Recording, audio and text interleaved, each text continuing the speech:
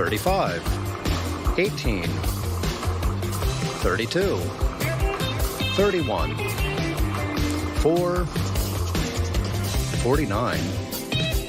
Thanks for playing the Pennsylvania Lottery. Benefits older Pennsylvanians every day.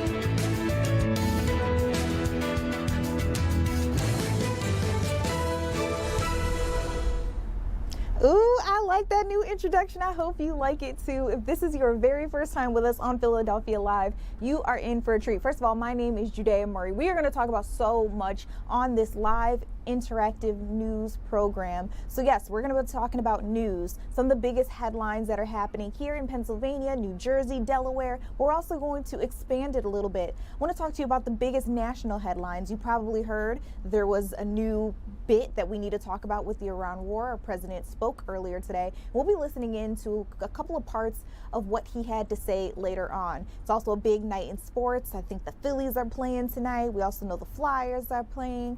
And we got to talk about UConn as well. So a lot of different moving parts. We'll be checking in with our sports team on that. And then, of course, we are all keeping our eyes on Artemis 2, the big mission that's going to bring us around the moon. For a while tonight, we're going to have a live shot in outer space as Orion. That's the spacecraft that's making its way to the moon, around it, and back to Earth. They will be live for us. So every now and again, we'll be able to dip in and out of that live shot, showing you what is happening, what the latest on the 4 astronauts who are in outer space making their way to do this historic mission. As I told you all before, we haven't seen anything like this since 1972. And for me, I have never seen anything like this. So I'm really excited. Again, making history. Today, we learned that they actually surpassed Apollo 13's goal. The furthest spacecraft out in outer space. We have already surpassed that. That happened earlier today. So we'll be talking about a lot of the different things that has to do with other things that pertain to that space mission. And as I mentioned, this is an interactive chat. I just pulled up our TikTok, but of course we are live also on YouTube, on Facebook. If you guys want to interact with me, meaning you have a question, you want me to ask something to a reporter, or maybe I'm not touching base on a story that you think needs a little bit more airtime, all you got to do is hit me up in our live chat. Let me know what you want to talk about. Give me your comment of the day. And also, we have a question going on right now on Instagram and on Facebook. You can weigh in a couple of different ways. We'll talk to you more about that later on in the show. But let's get back to Artemis 2, because as I mentioned, this is a really big deal. Today, they're doing their epic lunar flyby, and I believe they said around 7:03. So, I mean, right about now, they're supposed to be as close to the moon as possible. We're taking a live look on the inside where the control room, mission control, they're able to talk to those astronauts about what it's like out there, how far they are. They'll be giving them, you know, the coordinates and all that stuff, the inner workings that really make this mission happen. And while that's happening, we know those astronauts will be trying to get as much information as possible to determine whether or not humans, people like you and I, could end up being out there in outer space with them one day. One of the big things that we're looking at is whether or not people could actually make their way to Mars, which is a really big deal. I mean, when I was a kid, that was like the biggest thing that everybody was talking about. Could humans live on Mars one day? Could we have a moon base, a lunar base one day? And so again, while this mission doesn't land on the moon, still by making our way around it, we are already, you're witnessing history in the making. It's pretty cool. So I want to play a little bit for you. Earlier today, we heard that they were talking to the astronauts about the moon. I remember last time I was streaming with you guys, a lot of you were like, where are the stars? How come I can't see the moon? This is AI. Well, in these clips, you'll see the astronauts. They'll be talking out the window, talking back to mission control about what they're seeing. Let's listen into it together. Houston Integrity, one report from the crew at the windows. We can actually see the moon and Earth at the same time right now. it's interesting because the Earth looks way brighter, so the Earth itself seems to have a much higher albedo than the moon. We think this is independent of our eyes focusing because, of course, the Earth is much smaller than the moon in our view. So you could think that your eyes focus for the darker sky, and that means that it only has apparent brightness more than the moon. But since we're seeing both in the same view, we do think that this can be inferred as the Earth as a whole has a higher albedo.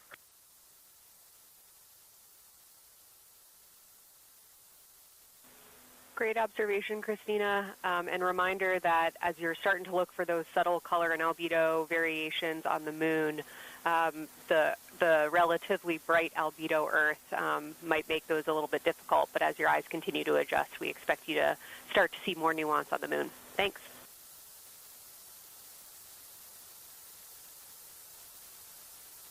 Great call. Thanks for the reminder.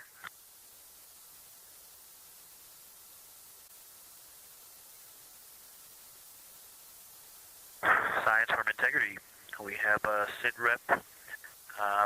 The targets that are being discussed right now, it's the far side, near side comparison, and hearing some great discussion of browns and greens in the Aristarchus Plateau and how those disappear as you go toward the North Pole, and then over to the far side, you lose the color. You've got Jeremy in window 2, Reed in window 1, having a great discussion. Christina's under window, I'm sorry, Reed is in window 3. Christina's under window 1, documenting the discussion. And we've got the lights completely off in the cabin. There are some LEDs that we cannot put out that do provide some light scatter. But we have all of the internal lights off. All right, so isn't it cool that we're getting to hear the astronauts, they're talking back to Mission Control is talking back with the astronauts. We were able to get that live picture fed back to us where we got to see what was happening in outer space as Orion made its way closer and closer and closer to the moon. Right now, their live camera apparently is down. Of course, we do still have the camera of Mission Control up. But I also want to touch base with something that went absolutely viral this past weekend. You know, yesterday was Easter, and in one of these kind of interview kind of situations where we got to hear back from the astronauts out there, Victor Glover, he is the pilot. He's also the first black man to make his way into deep space. Again, we're making history. He was kind of caught off guard. They asked him if he had any thoughts that he wanted to share. Well, he sure did, and he went viral for it. Let's see if we can listen into what he had to say together. To us, because we're in a spaceship really far from Earth, but you're on a spaceship called Earth that was created to give us a place to live in the universe, in the cosmos. I think maybe the distance we are from you makes you think what we're doing is special, but we're the same distance from you, and I'm trying to tell you, just trust me, you are special. In all of this emptiness, this is a whole bunch of nothing, this thing we call the universe. You have this oasis, this beautiful place that we get to exist together. I think as we go into Easter Sunday, thinking about, you know, all the cultures all around the world, whether you celebrate it or not, whether you believe in God or not, this is an opportunity for us to remember where we are, who we are, and that we are the same thing, and that we got to get through this together.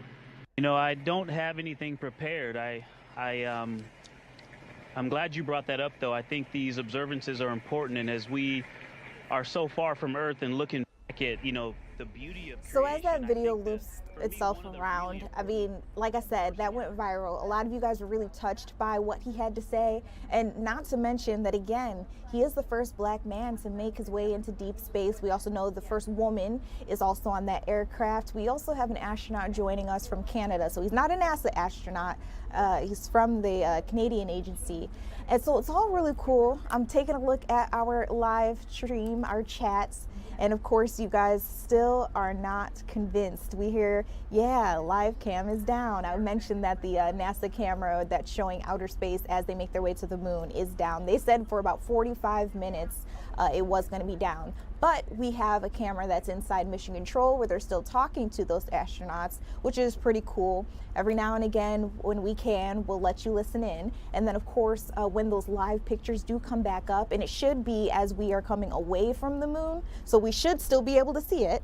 when that happens, I'll try to bring you out there live. But first and foremost, I want to get all the way out to Houston to Sarah Legre joining us from Fox News. Sarah, the people don't believe it, but I mean, this is something that is amazing happening in our lifetime. Talk to me about what you have been learning as you've been covering this. Well, we're just getting more images and observations, too, from the Artemis 2 crew as they have reached the far side of the moon. We have lost communication with them briefly. That signal, though, restored soon. So we'll get that conversation going once again as they have reached the farthest farthest distance, really, humans have traveled ever, well over 252,000 miles away from Earth. So we are seeing a rare image of the moon from a portion, from a side of it we haven't seen before. We're looking at craters, we're looking at ancient lava flows, topography as well, to not only understand, yes, the moon, but really the entirety of our solar system. We will continue our journey even further into space before Mother Earth succeeds in pulling us back to everything that we hold dear. But we, most importantly, choose this moment to challenge this generation and the next to make sure this record is not long-lived. So with us at our closest point, Orion will pass about 4,000 miles above the moon, or rather is, giving them this full view, pole to pole with the moon looking about the size of a basketball at arm's length. NASA says this is just giving us some better intel into its history. We're looking at craters, ancient lava flows. We have the crew capturing it all on camera. We're going to get hundreds of images at the end of this, but a lot of this, just seeing it with the naked eye and providing us that human observation, that's so critical here. We also got to capture some personal moments too between the crew and see their bond. They had two craters and they wanted to recommend some names. First, naming one of them Integrity. This is after the Orion spacecraft name. It also encapsulates the mission, really. But also they wanted to name another one Carol in honor of Commander Reed Wiseman's late wife. A number of years ago, we started this journey in our close-knit astronaut family, and we lost a loved one, the spouse of Reed, the mother of Katie and Ellie, and it's a bright spot on the moon. And we would like to call it Carol. Yeah, guys, we have officially ventured further from Earth than any human has gone before with this, carrying a lot of weight, a lot of emotion, too, at this moment. Again, we have briefly lost contact with the crew. This was planned. We could expect this just based off of just how far into deep space these astronauts actually are, carrying out this mission, not only designed to allow us to see a new side of the moon, but really lay the groundwork for future Artemis missions, one day getting actual boots on the ground, but building a lunar base to continue and further our observations of the moon. Back to you guys. Sarah, I take it from listening to you that you were just genuinely curious about all of this as well. I'm a little bit of a science nerd myself, so I want to ask you, what has surprised you, or just a really fun fact or whatever it is maybe that you learned since you have been covering the Artemis 2 launch? I think with how much we do know, you realize how much more you don't know. And I think that's the curiosity that drives those astronauts on board about how they want to continue to further that. And I think it's just really neat to see the humility and what they've been able to observe and share that back with us. But I think more than anything, I think there's more of an emotional aspect, this interconnectivity of connecting all of us and kind of looking at it from their point of view. So it's the science and it's the space aspect behind it all that I think is like gathering so many people's eyes and attention. But I also think there's this emotional component that I didn't expect to experience today, that I think I know I am, and I think that's something that really kind of struck me. I didn't expect to feel that today, but it's just so inspiring to hear their messages of connection during this time, and it's just so beautiful. I think that's one of the most striking parts for me as a reporter here on the ground, trying to live through each moment with them as they're really living through history. And I mean, as we think about how it's affecting us on the grounds, because we're just looking back at live pictures, sometimes like actual pictures, but how we are touched by it, I can only imagine how it is for those 4 astronauts who are bonding in a way that some of us are just never going to understand. They're experiencing something together that is once in a lifetime. And for many of us, it'll never happen for us. So just wow. Yeah, it's so beautiful, and to hear that conversation too with Jeremy Hansen with the Canadian Space Agency, his tribute that he made and how he was choking up talking about Reed Wiseman's wife who died of cancer back in 2020, and to hear him get emotional and then to see that embrace between all of the astronauts on board was so beautiful. And it goes to show the camaraderie that they've built, not only during the course of this 10-day test flight, but the years and years and years leading up to this moment too. Yeah, a lot of training had to go into this. For some of them, I think that this is their first mission of this veracity, but of course, they have been pretty much for all of their professional lives been gearing up for a moment like this, and now they get to take the opportunity to do it. Sarah, I'm gonna let you go because I know you have a lot more to cover, but you guys, while we don't have that live picture from outside, we do still have master control. I want to see if they're saying anything about what this mission entails and where we are, even though we don't see them live. Artemis 2 lunar science deputy lead Marie Henderson is trained these astronauts to capture and document their views of the lunar surface for all of us to enjoy back here on Earth. I cannot wait to hear their voices when they get to the far side of the moon and I can hear them talk about seeing the moon out their window. I try to imagine it now and just tear up thinking about it. Oh, now I gotta hold on a second. We have human eyeballs connected to wonderfully smart brains our astronaut friends have. They are going to be able to observe the moon in multiple different ways. They can use their eyes, they'll look through their camera and snap pictures, and just looking out the window getting that human experience. But during Apollo, the astronauts were so much closer to the lunar surface. Our astronauts are going to be doing a flyby at a higher altitude, so they're going to be able to see the whole moon as a lunar disk on the lunar far side. That's a brand new, unique perspective that humans haven't been able to look at before. We are doing a lot of lunar geography training with them. They have study sessions and quizzes they can do that are assigned to them. Even if you're an astronaut, you still get homework. We actually get in the mock-up. In that enclosed physical space, we have to think through the hardware that they have, the cameras, the computers, their microphones to make these observations. There's 4 windows up front. Through one of those windows, one of our astronauts will be using a Nikon D5 camera with an 80 to 400 millimeter lens. So something that allows them to zoom in really far and actually take more detailed observations of the surface. It's almost like looking through a pair of binoculars as well. It's just like being a geologist out in the field. They're telling us what they're seeing, looking for colors, textures, different morphologies, and comparing the region that we're having them look at to the regions that are around them. We have a science team that is planning the targets that are going to be observed, putting them all on the timeline of how they're going to be observed, and then taking the first look at the data when it comes down.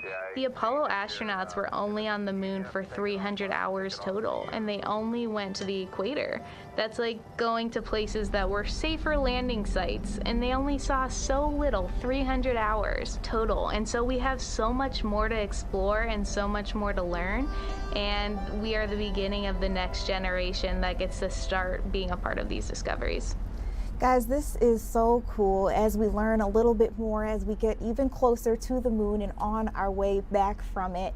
I can't wait to hear from those 4 astronauts and from Master Control and from NASA in general of what they got to find, whether or not this means some more Artemis missions are a go and how soon that could happen.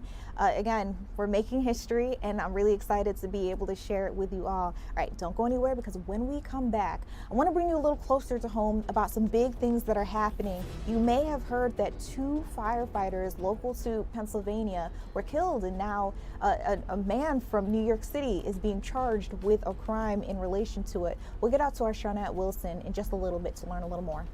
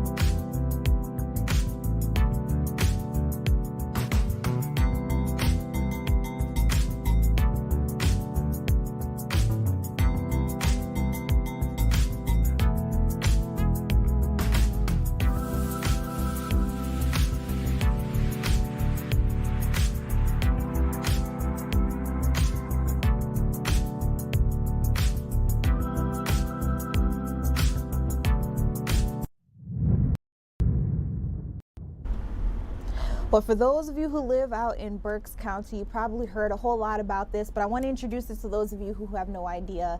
We heard that a New York City man has been charged in the Berks County crash that killed 2 firefighters. I want to get right out to our Shauna Wilson, who's been learning a little bit more about this. Shauna, what have you been on today? What information can you bring us? So Judea, we are in West Town right now. You can see, in Walnut Town. You can see we're outside the Walnut Town Fire Department here, and you can see right on the board here outside the department, there's a message that says thoughts and prayers are welcome. And then just underneath, you can see where people have been dropping off some flowers here just after receiving the sad news of what happened this weekend. And we'll take a quick walk around here, and you can see that just outside the base of the fire department, they've put up the black bunting. So what we can tell you is that today a procession was held for those 2 firefighters killed in that crash this weekend. Officials say by a person who was driving under the influence. The Berks County District Attorney says charges have been filed. So we're looking at video of the procession that was led by members of the Walnut Town Fire Department as the bodies were taken to the Lehigh County Coroner's Office in Allentown, to the Ludwig Funeral Home in Kutztown. Other fire companies lined up along that route. So we know the victims are Fire Chief Jeffrey Buck, who liked to be called Jeff, is what we were told, and Assistant Fire Chief Robert Schick. They were in a side-by-side utility vehicle participating in a search for a missing woman in Richmond Township, Berks County, when they were hit. Investigators tell us that a man and woman had left the scene, who were in the Camry that struck the firefighters. Those 2 got out of the car and left the scene, but were later picked up. Official telling us that 26-year-old Alexander Rivera is the man who was driving. And according to police documents that we were able to obtain today, he stated he had fallen asleep and woke up when the crash happened. The documents also say that Rivera admitted to smoking marijuana that day and that the crack pipe found in the car was his. Investigators say they found what they suspected to be marijuana in the car, and also determined that Rivera did not have a license and that there was a warrant for his arrest. Again, this information in court documents and a police criminal complaint that we were able to get today. So back here live, we do know that this fire department is going to be closed, Judea, for the rest of the week. Other departments in the area are going to handle calls and help back them up while they get through this very tough time. There is also a press conference that's going to happen here tomorrow morning at 11 a.m. The district attorney will hold that, where we will hear more details about what happened. They have not said exactly what they're going to talk about, but our guess here is that it will be more information about, the 26-year-old Rivera, who was Alexander Rivera is his name, who has been charged in this deadly crash. So we were inside just a little bit. Like I said, they are closed, but some of the firefighters, again, gathering here, and also family members of both of the victims. People have been bringing food, and they're in there doing what they didn't expect to have to do, which is make plans to, bury and say goodbye to 2 men who had long careers here in the fire department, who were well loved, loved their jobs, and are certainly going to be missed in this small, tight-knit community, Judea. Shauna, do you remember Mr. Rogers? First and foremost, do you remember Mr. Rogers? Say it again. Do you remember Mr. Rogers? I promise you it's connected. The TV show? Yes. I do. Okay, so there's a big quote. It's a famous quote. He says that his mom told him when there were heavy things happening in the news when he was a little boy to always look for the helpers, because there will always be people who are helping. And so in your story, I'm looking at the processional where you see all of these firefighters, people who may not have even been in his direct department, but just people who wanted to come around and support, lining the streets. And then I hear you tell me that they're making sure that family, friends are taken care of, that people are giving them time and space to close down the department while they handle their calls. And so we're seeing all the helpers in this case. It's a Mr. Rogers quote that I love, and it just reminded me of this as I was taking a look at that video. Very well thought of, and very appropriate, Judea, because that's exactly what's happening. We always hear about, meal trains and people coming to make sure that the families don't have to worry about eating, or, and I'm bringing that up in addition to what you were saying about all the other departments that came out in the procession. But it is, as we often hear with, emergency services, police and fire, it is a brotherhood, it is a sisterhood, and it's they always say this is the only thing they know how to do, right? Save lives and be here for each other. And that is exactly what is happening here. And tonight at 10, you'll hear, because we had a chance to talk to some of the family members, just what they shared about these two men. The sons of one of them said that, his dad is his role model, is his hero. And he gave reasons why. Brittany, the daughter of one of the men who, also works in the department, both of them, by the way, have children who work in this department, just talked about, how loving her dad was and how she grew up around this and watching him do what he did. And she kind of, she wanted to do the same thing. So, it is people helping each other out and also these two families kind of binding together. The other interesting thing is both of the men who were killed, their families, I believe, live right across the street from each other. And so that is a source of support, where they only have to go a couple steps to be amongst people who sadly know exactly what they're going through at this time. So, we're praying for them. As the sign says, thoughts and prayers are welcomed. And I said, is there anything that the community can do to help out? And they, we typically think of, fundraisers and GoFundMes. And they said, while there are some fundraisers out there, they will not be doing a GoFundMe. It is not about money. What people can do is just, keep them in their prayers, remember them, and, have positive thoughts for them. Wow. You just dropped a lot there. I think the thing that I really took away that just amazed me was telling me that those families live right across the street from each other, and you were mentioning that they know what each other are going through. They are probably the only people who know exactly what the other person is feeling. So just wow. Thank you for go ahead.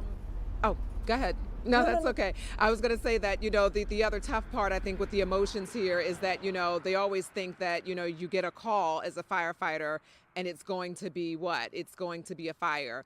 But, the families, it's tougher for them to also know that they were out there doing their job, helping to search for a missing woman, and then they are hit, in a car crash by someone who officials say allegedly, was driving under the influence. So there are a range of emotions they're going through, but just to add some perspective to, they're dealing with grief, with anger, with questions, all of these things. So, but you'll hear directly from the families today at 10 o'clock. I know you got to go, so just tune in at 10.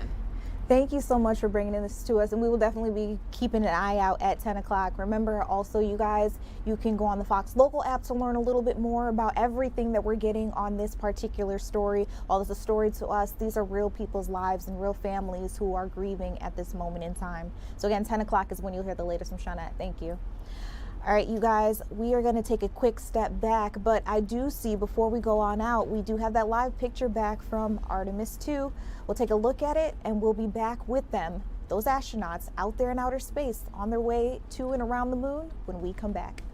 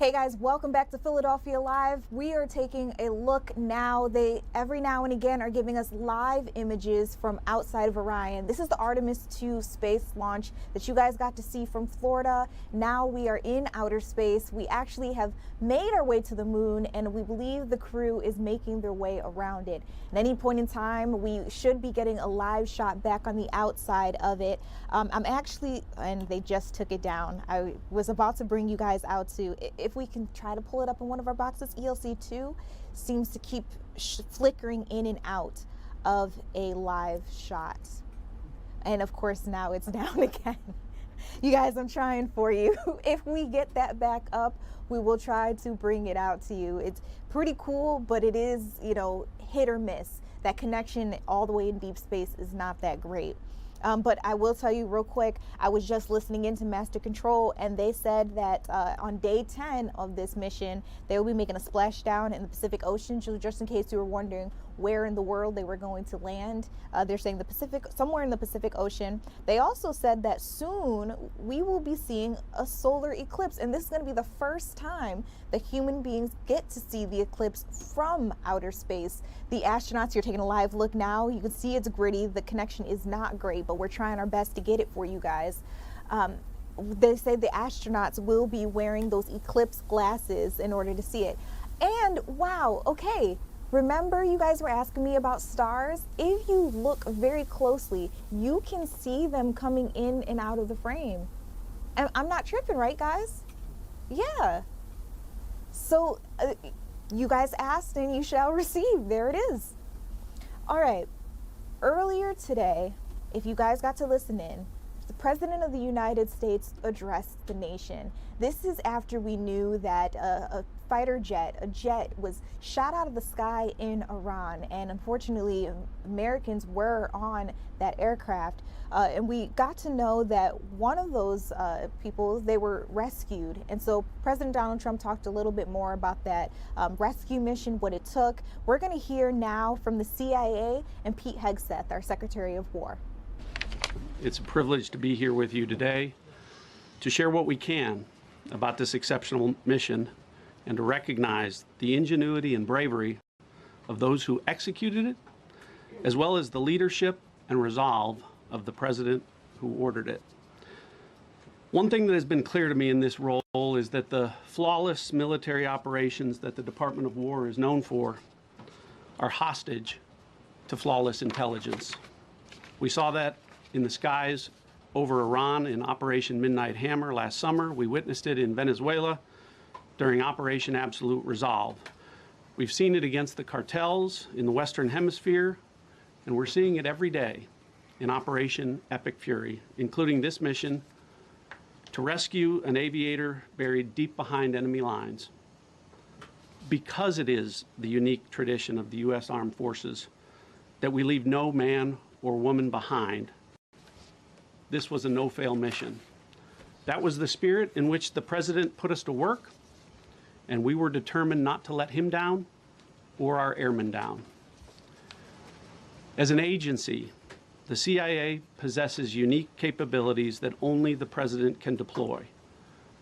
Some of these capabilities fall under covert action authorities, and because covert means exactly that, I'm not going to be able to tell you everything that you want to know.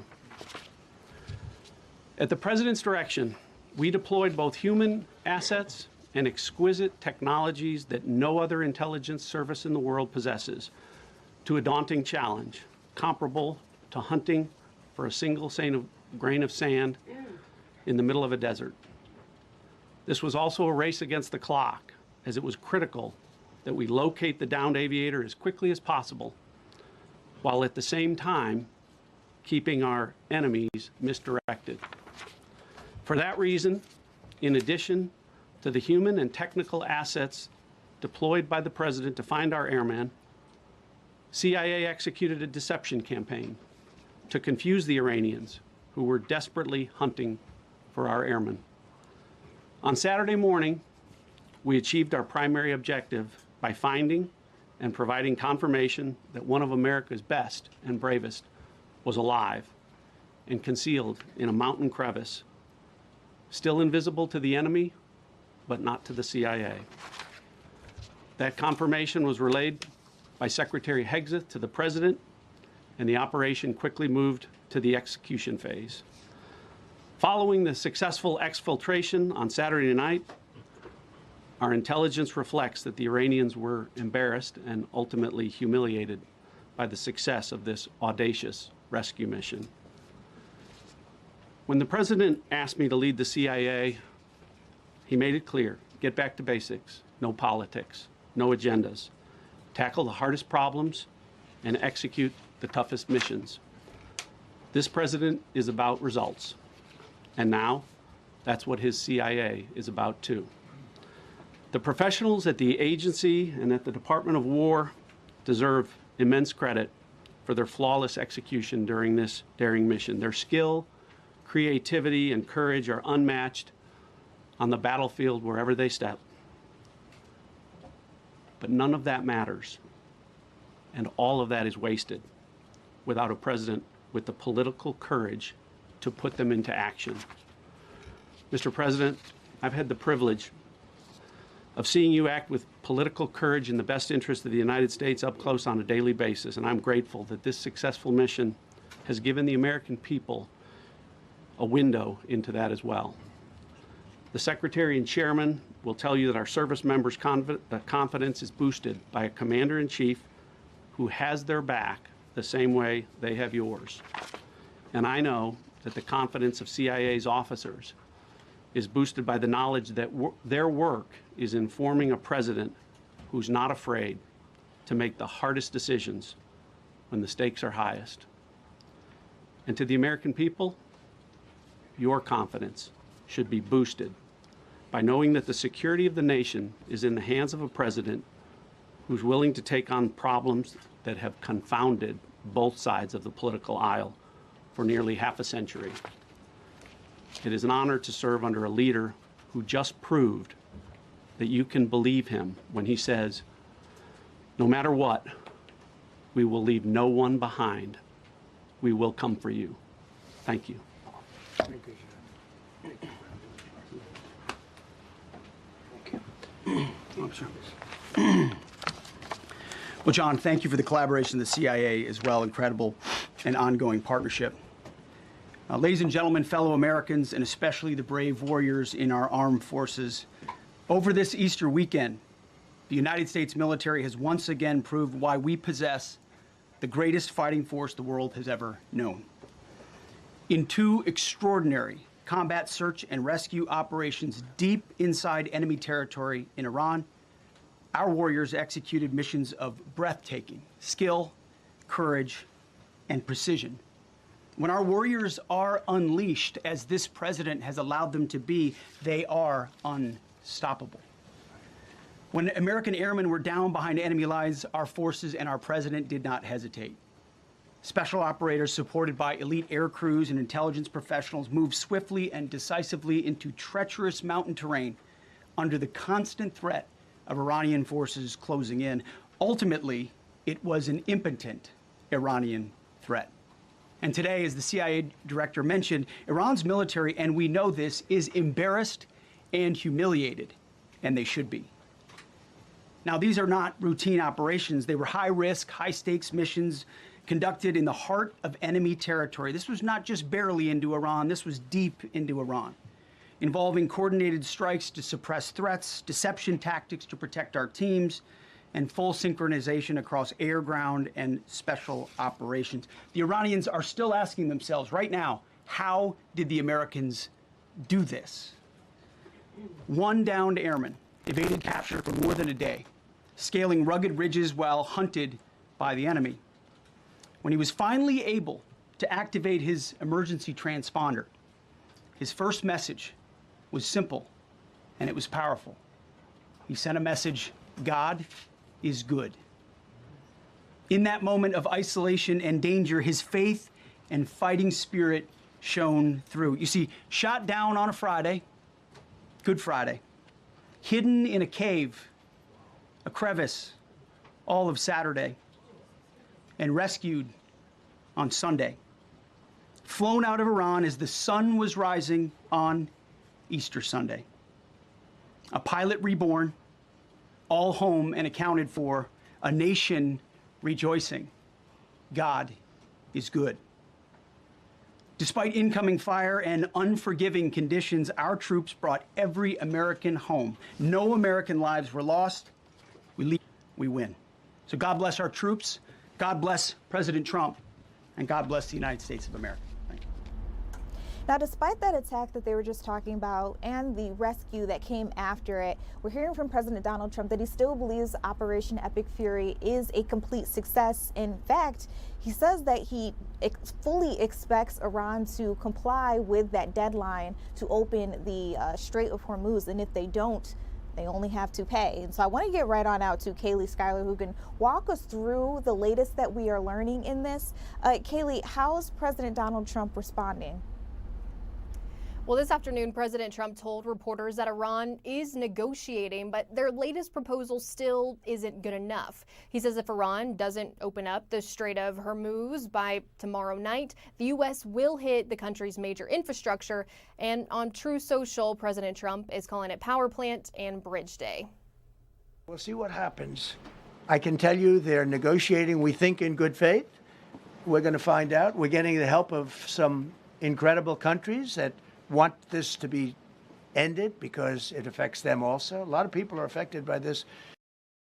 According to Iranian state media, the regime issued a 10-point response to the ceasefire deal, calling for things like ending the conflict permanently, lifting sanctions, and ensuring safe passage through the Strait of Hormuz. Earlier today, a reporter asked the president how striking infrastructure in Iran isn't a war crime. He replied by pointing out that the regime has killed tens of thousands of protesters and said the real war crime would be allowing Iran to have nuclear weapons. In the meantime, War Secretary Pete Hegseth says the strikes in Iran are not slowing down. Per the president's direction, today will be the largest volume of strikes since day one of this operation. Tomorrow, even more than today. And then Iran has a choice. Choose wisely, because this president does not play around. Bahrain's foreign minister is calling on the United Nations to pass a resolution to open up the Strait of Hormuz. That vote was actually supposed to take place last Friday, but now it's been moved to next week. In New York, Kaylee Schuyler, Fox 29 News. Kaylee, thank you for bringing us the latest. I just wonder if you've heard anything from any other countries as we're getting updates in on how other people are, navigating this conflict that we have going on with Iran. Have you heard anything from other countries? Yeah, I think there has been a lot of chatter today. President Trump has spoken many times, not even just in the news conference, but also at the White House, outside on the lawn as well. And the UK has been brought up quite a bit, and a lot of people are wondering if the UK is going to be getting involved here. But also other countries are acting as mediators. We know Vice President J.D. Vance has been talking with Pakistan, too, going back and forth in some of this. So it'll be interesting to see what happens. President Trump said earlier today that actually Iranians want the U.S. to keep bombing. That's what President Trump said today. There were a lot of questions about that, especially, when this could be considered a war crime. So President Trump says the Iranians are on board, that they want freedom. And people are talking about if other countries are going to get involved, but not too much just yet. Okay. And then let me ask you this too. I did hear during the press conference earlier today with the president, with Pete Hegseth, with Dan Kane, and a couple of others, including the CIA. They mentioned that they were definitely going to have a press conference sometime tomorrow. Did you catch what time that would be happening? Right now, I don't have a particular time that they're going to be having that press conference. I think it might depend on how this all shakes out tomorrow. If we hit that 8 o'clock deadline, you can only imagine that's when it might happen. But if something happens earlier in the day, which I think a lot of people are hoping that's the case, then we might be hearing from them a little bit earlier. Okay. All right, thank you for bringing us the latest. You've really helped us break it all down. I'm sure there were a lot of people when they heard the press conference a little earlier this morning, some feeling like the U.S. was flexing and they felt very confident in where we're going next. And I know there were also some other people a little scared about what this could mean if they don't meet that deadline. Because according to President Donald Trump, some blood would be shed. So again, Kaylee, thank you for bringing us the latest from New York. All right, you guys, and let's keep it going. The president did post on Truth Social earlier this week, and you're taking a look at it now. He said Tuesday will be Power Plant Day and Bridge Day, all wrapped up in one in Iran. There will be nothing like it. Open the, I'm not going to curse, Strait or you'll be living in a place you don't want to live. Just watch. And then he signed it afterward with his name. This was put out, I believe, actually on Easter Sunday. And so a lot of people were shocked when that message went out. And then, of course, when he had the press conference a little earlier today, where he was able to talk to us a little bit more about the rescue mission, everything that went into it, how long they kept their eyes on Iran in the mountain area in order to bring that pilot or that crew member home. So luckily, they say that that was a successful mission. But he does say he's not playing around when it comes to this deadline. So 8 p.m., you heard it there, is that deadline where you only have time to wait and see what could happen. I will tell you, a lot of people have been wondering, well, if he does go ahead and attacks different people, according to that Truth Social post that he put out, wouldn't that mean he was committing some sort of war crime? Well, according to the Associated Press, the U.S. president said today that he is not at all concerned about committing possible war crimes. He says that he is for sure going to target Iran's bridges and power plants if they don't meet this Tuesday 8 p.m. deadline. That's Eastern Standard Time. So we may all be watching that happen right here on Philadelphia Live tomorrow. So join me back here tomorrow. Fox Local, fox29.com/live, or meet us on one of our social media platforms if you want to watch it all unfold with me. Again, we'll be keeping our eyes on the White House and trying to see if the president has any other information that he'd like to give out to the press in the meantime. I want to also give you guys a look back at Artemis 2. Every now and again, we get to see the outside of the spacecraft, and sometimes we also get to see the inside. When it goes to blue, that means we've lost our connection. As we know, we are in deep space as we speak. So it looks like we have an interior camera where you can see the astronauts. And then it also looks like we have a camera in the Mission Control Center where they're talking back and forth with the astronauts on board about what to expect in their mission ahead. We know that right around this time they were supposed to be reaching the moon, but of course this is a looping mission, so they'll be going around it. Call up to the crew ahead of a forward link LOS, meaning that we won't be communicating with them, but we will be receiving their communications and data during that time frame. So Angela, we were talking about analog environments. You were telling me about the classroom and getting in there and pretending who's Victor, who's Reed. Tell me more about this. Yeah, it works pretty well. So you're going to do the plan how you expect it to be, and then once we finalize that plan, cool stuff. Again, we're able to listen in, bring you guys live coverage from Orion. This is the Artemis 2 mission that we all have been waiting for.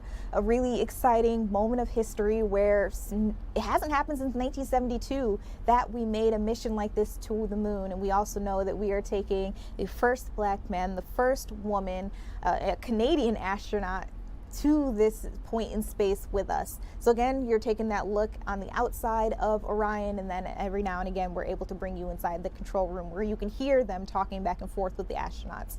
All right, still ahead, I want to bring you the latest on our question of the day. It's a good one. It's a really good one, but I want to see how you guys will weigh in. Remember, this is a live interactive news chat. We talk about things that are happening right now, how they pertain to you, and then you are also able to give us your opinion, ask us questions in real time. We'll talk more about that when we come back.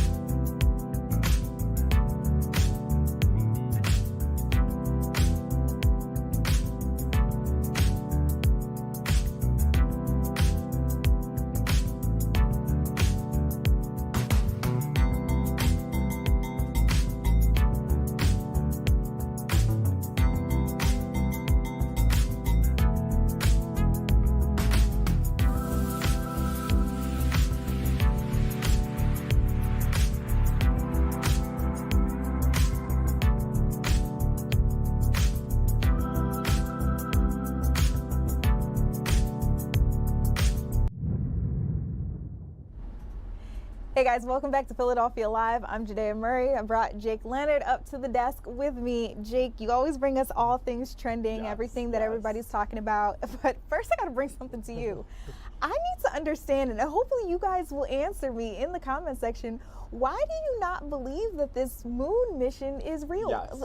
So many people are like, oh, this is just Hollywood, this is AI, and I just don't understand it. Yeah, I've been seeing a lot of those comments in the chat. It's interesting. Yeah, I mean, weigh in, please. Yes, please. let us know. Okay, but I did ask a question on social media, as I do every single night. I wanted to know what you think. It's the new segment we have here. I saw on Reddit, it was this 19-year-old girl. She put out a post asking if she was a jerk for lying to her family about how much money she makes. So let me tell you the story. She says she comes from a pretty poor family, and she's used to helping her mom out with rent, with car insurance, and it came to a point where her mom said that she maxed out her credit card. Could you now help me with these payments? She said, okay. Except then an aunt started hitting her up and was like, hey, I need a loan here, and then I need a loan there. And she said, okay.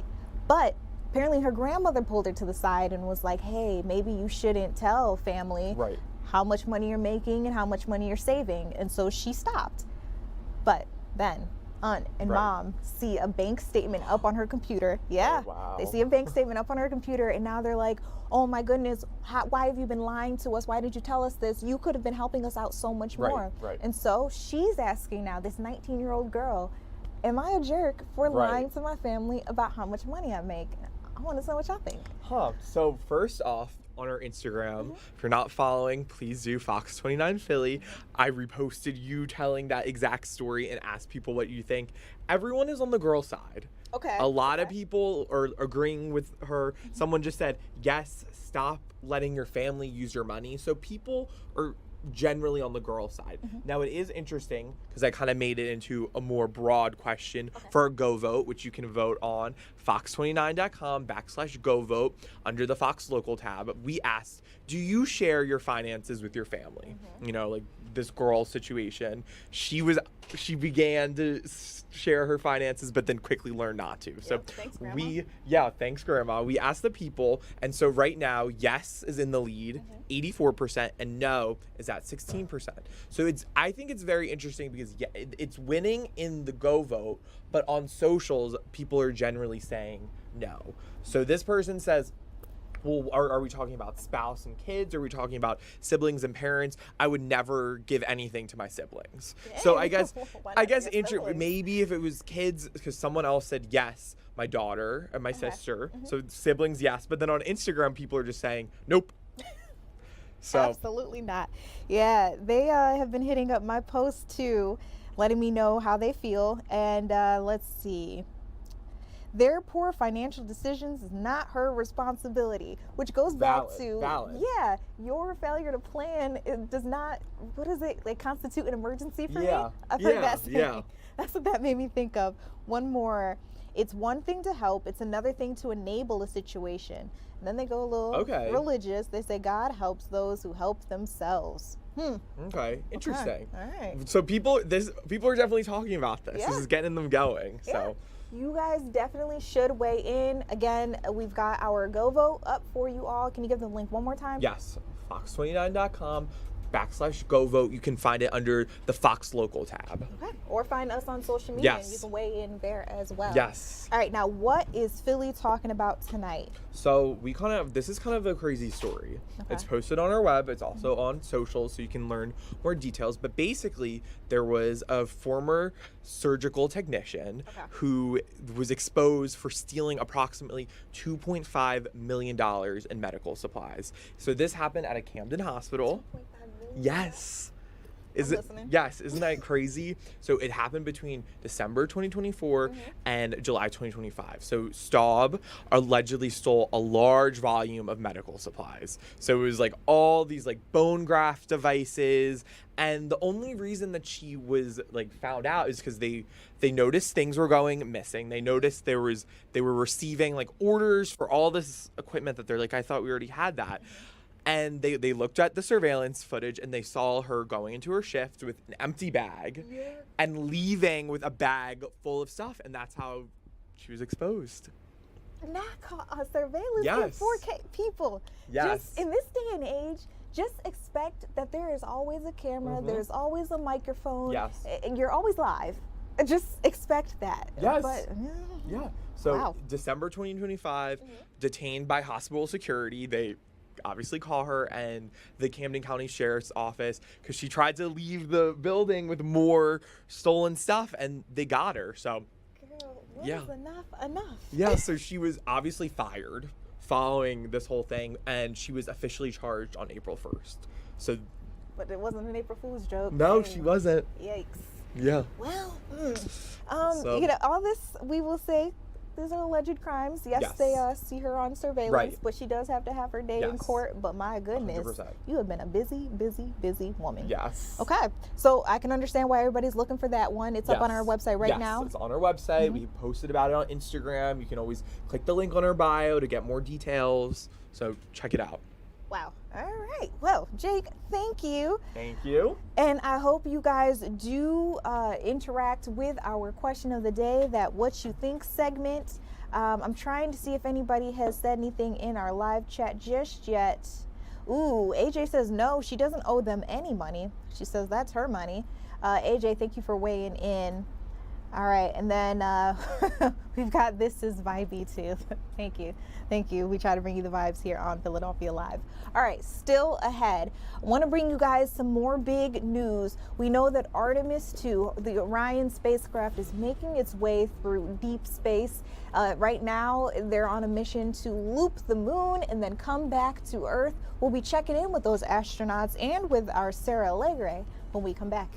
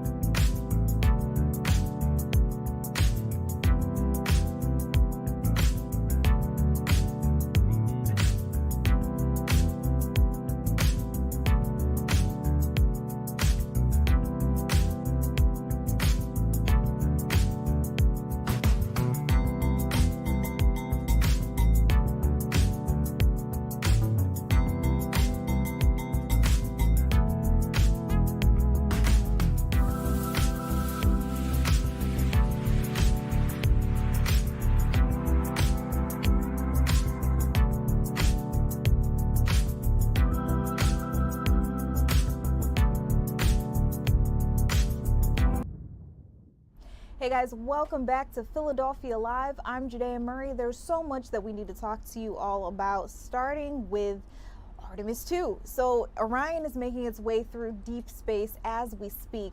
Every now and again we get a live picture, but I do have to remind you all that the connection is not that great. Again, we're talking about deep space, a place that humans have not gone since 1972. And so every now and again that camera does come down, but when it's up we try to bring you the latest. And I do, out of the corner of my eye, see it. You guys are taking a look at some illustrations, but underneath it we're hearing also from the control room. They're able to talk to those astronauts and talk to them about the space mission ahead. One of the things that I heard them say, we are going to experience us humans, going to experience our first solar eclipse from outer space. And so the astronauts, as you see them in the deep corner there, they'll actually be wearing eclipse glasses. Like, do you remember, when did we have our last eclipse? It was more than a year ago at this point. But the last time I remember seeing an eclipse, I was in Washington, D.C. I was in college. I was on campus. And yeah, everybody was just sitting out on the yard, and we had our little eclipse glasses on that we all got from the museum. Shout out to the Smithsonian's. But those astronauts will be wearing glasses just like those in order to protect themselves. But we do have that live picture. I want to see if we can hear them speaking. Again, every now and again, they do get to talk to the astronauts.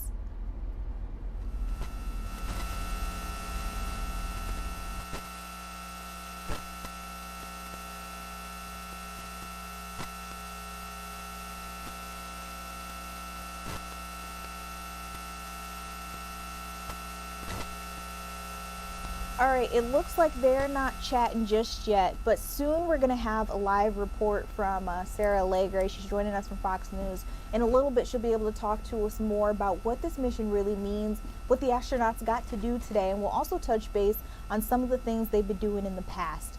But while I do have you guys, I want to talk to you a little bit about what this space mission is supposed to do. So we are on, what, day like 5, day 6? At this point in time, and it was pre-planned. Teams on the ground reporting that the spacecraft is looking good and that the power aboard is good as well, all setting us up in a proper position before eclipse. Okay, guys, we might get to see the eclipse live on Philadelphia Live. That would be pretty cool. We're gonna leave the microphone open just in case they, tell us that they're ready, that they show us that live picture.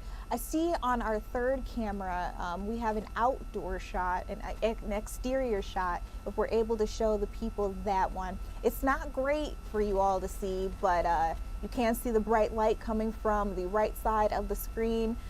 Maybe that's where we'll see the eclipse. If not, of course, we are gonna keep our eyes on both cameras that we have available for you guys, the illustration as well as the live camera. But wouldn't that be a treat if we got to see it in real time? And while we're talking about this too, I won't jump stories just yet, but don't worry, I do see you guys asking in the comment section, what's gonna happen to Iran now? Does this mean no more war? We'll be talking about that in a second. Earlier today, the president had a joint press conference with the CIA, with Pete Hegseth, the Secretary of War, and then also Dan Kane, General Dan Kane.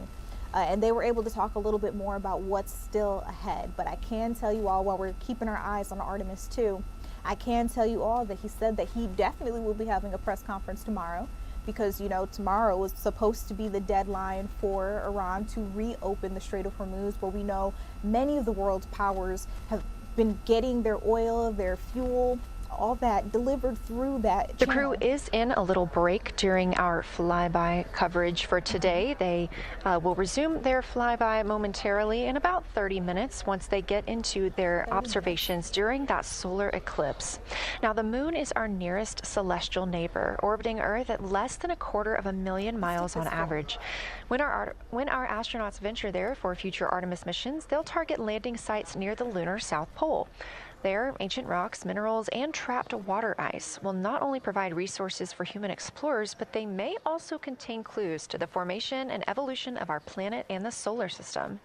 Let's learn more about the lunar South Pole with this video featuring Dr. Kelsey Young, Artemis Science Flight Operations Lead. We learned a lot from the Apollo samples, but we still have a lot left to learn about the moon. The Apollo missions visited only a pretty narrow swath of the moon. All the missions were concentrated near the near-side equator. Really interesting and really critical insights were unlocked with the Apollo samples, but we have so many questions still to answer about the moon and the evolution of the moon. And liftoff of Artemis 1. We rise together, back to the moon and beyond. NASA's Artemis missions are NASA's plan to send people to the surface of the moon. We'll be sending people and roving assets and scientific equipment to, among other things, answer a lot of really compelling science questions.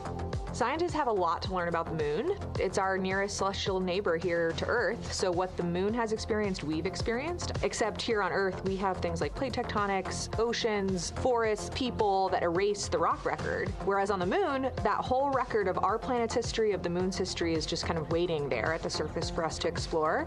The South Pole, which is where Artemis missions are going to target, is specifically interesting for a couple key reasons. We think there are volatiles at the South Pole of the moon that are not present near the equator. Things like water and water ice that are trapped in the lunar regolith, which basically just means lunar soil, that can easily become untrapped from that lunar regolith, and scientists can scoop up and study for return to Earth.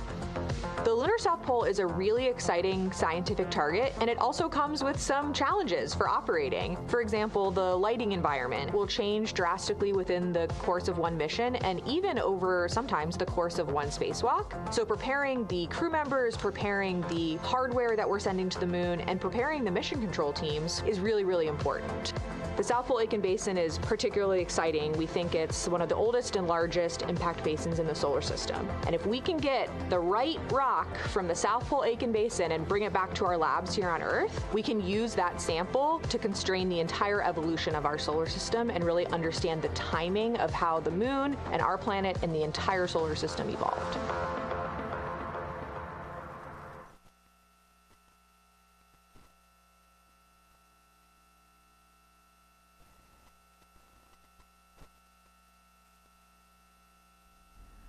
So cool. You're looking at a live view aboard the Orion spacecraft of the Artemis II crew, working in the middle of one of their breaks, or really their only break today during this lunar flyby period. Coming up next will be that solar eclipse.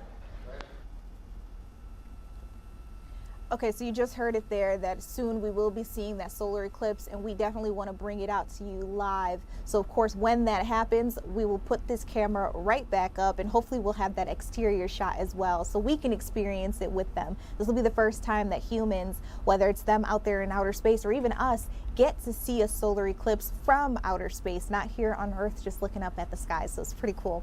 I want to get right on out to our Sarah Allegre, who's joining us from Houston, Texas. Sarah, they have been working so hard on this mission. Okay, hold on. We just lost her. We'll be touching base with her in a little bit. Team, let's see if we can get her dialed in at some point. Okay. They say just a couple of minutes, so stand by with us.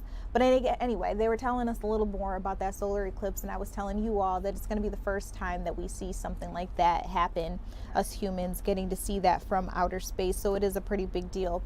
And then, of course, the astronauts that we have on board, it's pilot Victor Glover. We also know he's the first African-American who's made it to deep outer space, so I feel a little sense of pride with that one. We also have the first woman making her way to space, Christina Cook. Of course, we have a Canadian on board with us as well. So it is a crew of definitely firsts making their first happen.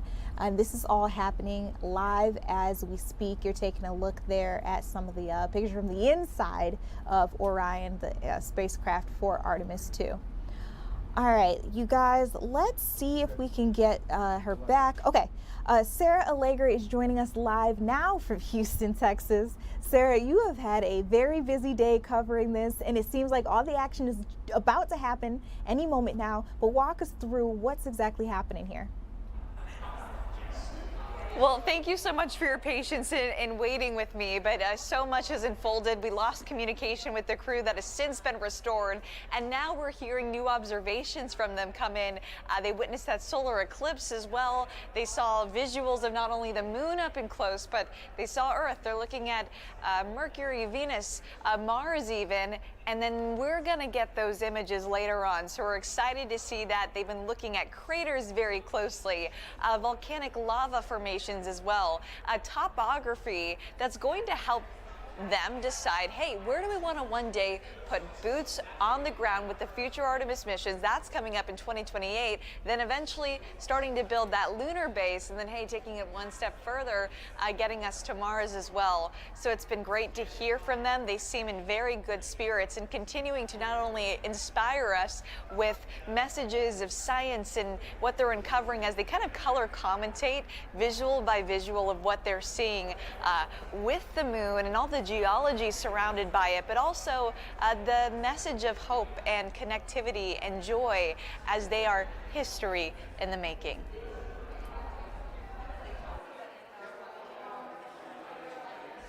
So, Sarah, I want to ask you a couple of questions. I know you have some video to share with us and everything as we are going through this extremely cool opportunity, like I say, making history. Last time we were with you, you talked a little bit about some of the heartwarming moments that we've gotten to experience. For anybody who's been listening into these live chat backs with the crews and with NASA, can you talk a little bit more about that?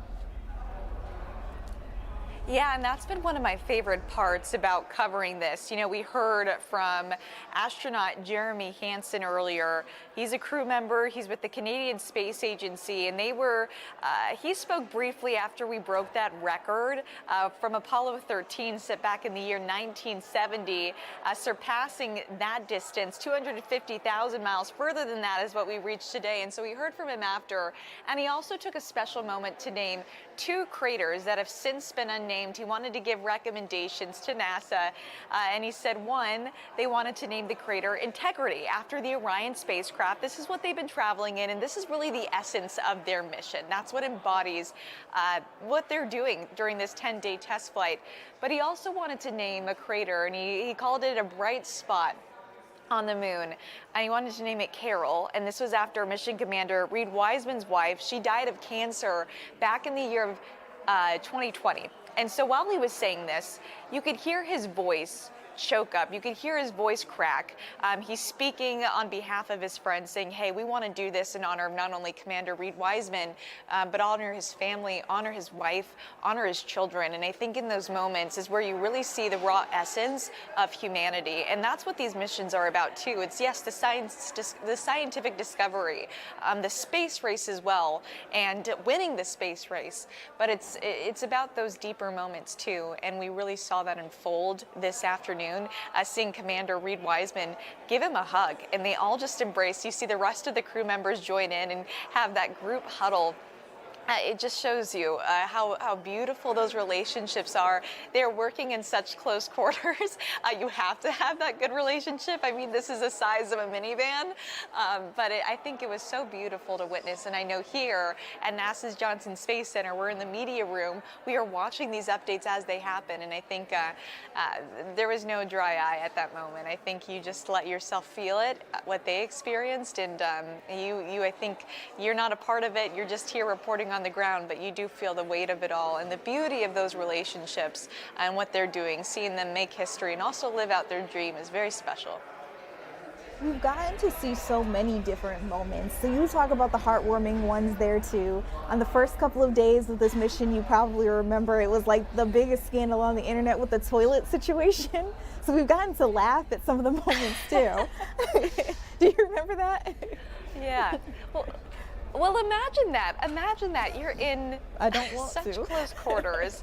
And so, yeah. And you're dealing, that's my worst nightmare. Are you kidding me? And to realize you do not have a place to use the restroom. I mean, we talked about the essence of humanity, every part of it. I mean, you gotta go. But it was fun to hear from Christina on board saying she is the certified plumber. She was able to fix the issue. Of course, with anything, you're going to run into some hiccups along the way.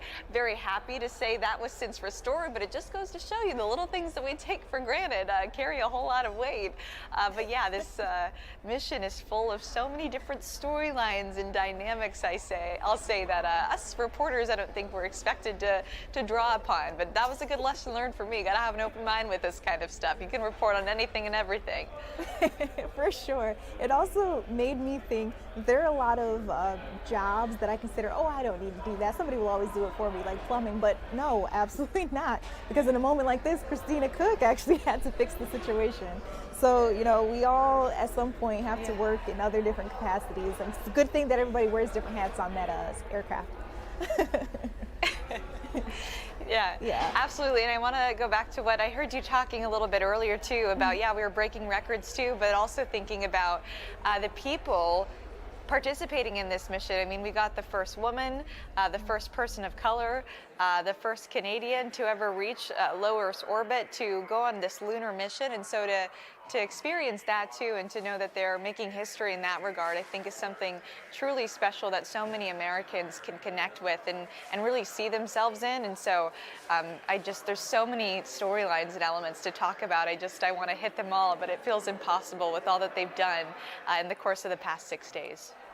And with that being said, we're also making history with another thing as we speak. If we can bring up camera 3, Sarah, they told us any minute we would be seeing that solar eclipse, and I think we're seeing some images as we're getting closer to it. I'm gonna let you go so that you can also get more information, especially for our other sister stations, because this is pretty cool stuff.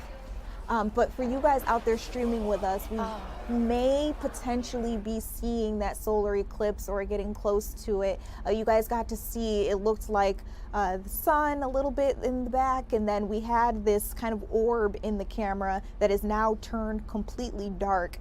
They did say that this was going to be one of the rarest visual celestial things that we could experience. Unfortunately, we just lost that shot, and they did tell us that this would happen. They're so far in deep space that every now and again we do lose the signal, but we do still have the camera from the inside. We lost that one too, y'all. All right, well, I will talk through it. They told us that this was one of the rarest celestial things that can happen, and it's one of the coolest sights that you will ever see in your life as well. This is the first time that humans are getting to see a solar eclipse from outer space. And so, like I said, I thought maybe we were taking a look at it. I wasn't quite sure. If we get that picture back up, or even some insight on it from Master Control, I will try to bring you the latest there on that. But a lot of you guys are also asking about the latest with Iran. What does this mean about this war, this conflict, that we did get to rescue someone, a crew member from that jet that was shot down in Iran? What does this mean that tomorrow our president says that we are at a standstill with this deadline, and if Iran does not come through to reopen the Strait of Hormuz, there will be a lot, I won't curse, to pay. These are, words that he has said even on his Truth Social account. So I want to let you listen into part of a press conference that we had a little earlier on. General Dan Kane explained a little bit more about that rescue mission out in Iran, what exactly took place, and what we can expect ahead. Let's listen in together. A note before I start, I know many of you want specific details in these briefings. We will share what we can, but I will retain what I must in the event that we have to go do this again sometime. And I cannot stress the importance, as the President said, around operational security. The Secretary and I will do a more detailed briefing tomorrow morning, and we look forward to sharing the details that we can. On Thursday, 2 April at 10:10 p.m. Eastern Time, 4:40 in the morning, local Iran time, the Joint Personnel Recovery Center, which handles the Central Command area of responsibility, declared an isolated personnel recovery event for a U.S. Air Force F-15E Strike Eagle, call sign Dude 44, which was down in hostile Iranian territory. The pilot and weapons system officer had both safely ejected and were isolated behind enemy lines. Following confirmation of active rescue beacons and on the direction of the Secretary and by order of the President, a rescue operation was launched with the stated purpose of bringing both Americans home safely. As the Secretary said, several hours later on the morning after positively locating the front seater, call sign Dude 44 Alpha, and aware of an aggressive ongoing search by the enemy, a U.S. Central Command plan was approved by the Secretary and the President. Shortly thereafter, a U.S. Air Force Combat Search and Rescue Task Force comprised of A-10 Warthogs in their Sandy role, and I'll describe what that is in a minute.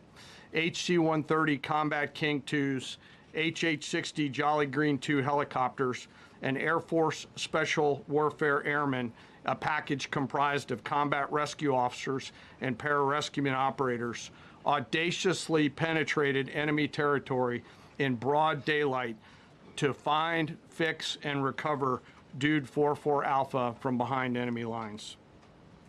This was an incredibly dangerous mission, an incredibly dangerous undertaking, but a filled promise made to every American warfighter that you will not be left behind. We will always come find you, and we will always bring you home. Over the next hours, the Search and Rescue Task Force crossed the beach, entered into Iranian airspace, protected by a fighter strike package, and moved into the objective area, all under fire. En route, as some of you have seen on social media, the helicopters took gas off the C-130s and pressed onward and forward up into the objective area. While this was ongoing and out in front of them, the Sandy flight of A-10s and other remotely piloted aircraft, drones, and other tactical aircraft were violently suppressing and engaging the enemy in a close-in gunfight to keep them away from the front seater and allow the pickup force to get into the objective area. During this engagement, one of the Sandy aircraft, the one primarily responsible for communicating with the downed pilot, was hit by enemy fire. This pilot continued to fight, continued the mission, and then upon exit, flew his aircraft into another country and determined that the airplane was not landable. This was one of our A-10 Sandy aircraft. The pilot then made the decision to eject over friendly territory and was quickly and safely recovered and is doing fine. After picking up Dude 44 Alpha, the HH-60 Jolly Green fight was engaged by every single person in Iran who had a small arms weapon.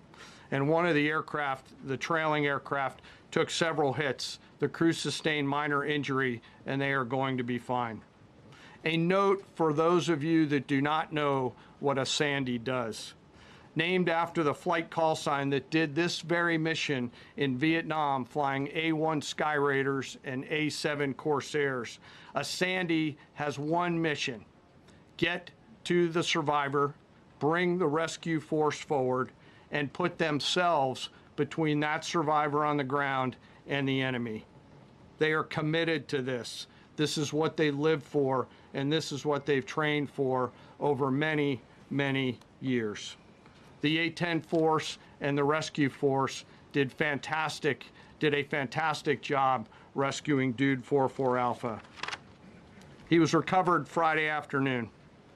As I said, and the nation needs to know this, this was an incredibly brave and courageous mission, and a testament to the courage, skill, and tenacity of the joint force and our leaders. And especially a daylight option, having the guts to try, means so much to so many. Meanwhile, the backseater, as the President and the Secretary have said, had continued to work and survive. Through the hours of daylight, Dude 44 Bravo, the backseater, evaded. Using every means available, the efforts of the United States military, the Central Intelligence Agency, and others were attempting to find and locate with precision Dude 44 Bravo, the backseater. A note on the backseater and the front seater. The single most important contributor to a successful rescue operation is the spirit of attack inside the heart of that downed aviator. Their will to survive, their will to evade, their will to recover is everything. In this case, the backseater's absolute commitment to surviving made much of our efforts possible. On Saturday, 4 April, after establishing positive communications with the backseater, we learned, as the President said, that he was injured and actively evading enemy forces. And thanks to our interagency partners, we were able to get eyes on his location and positively ID him.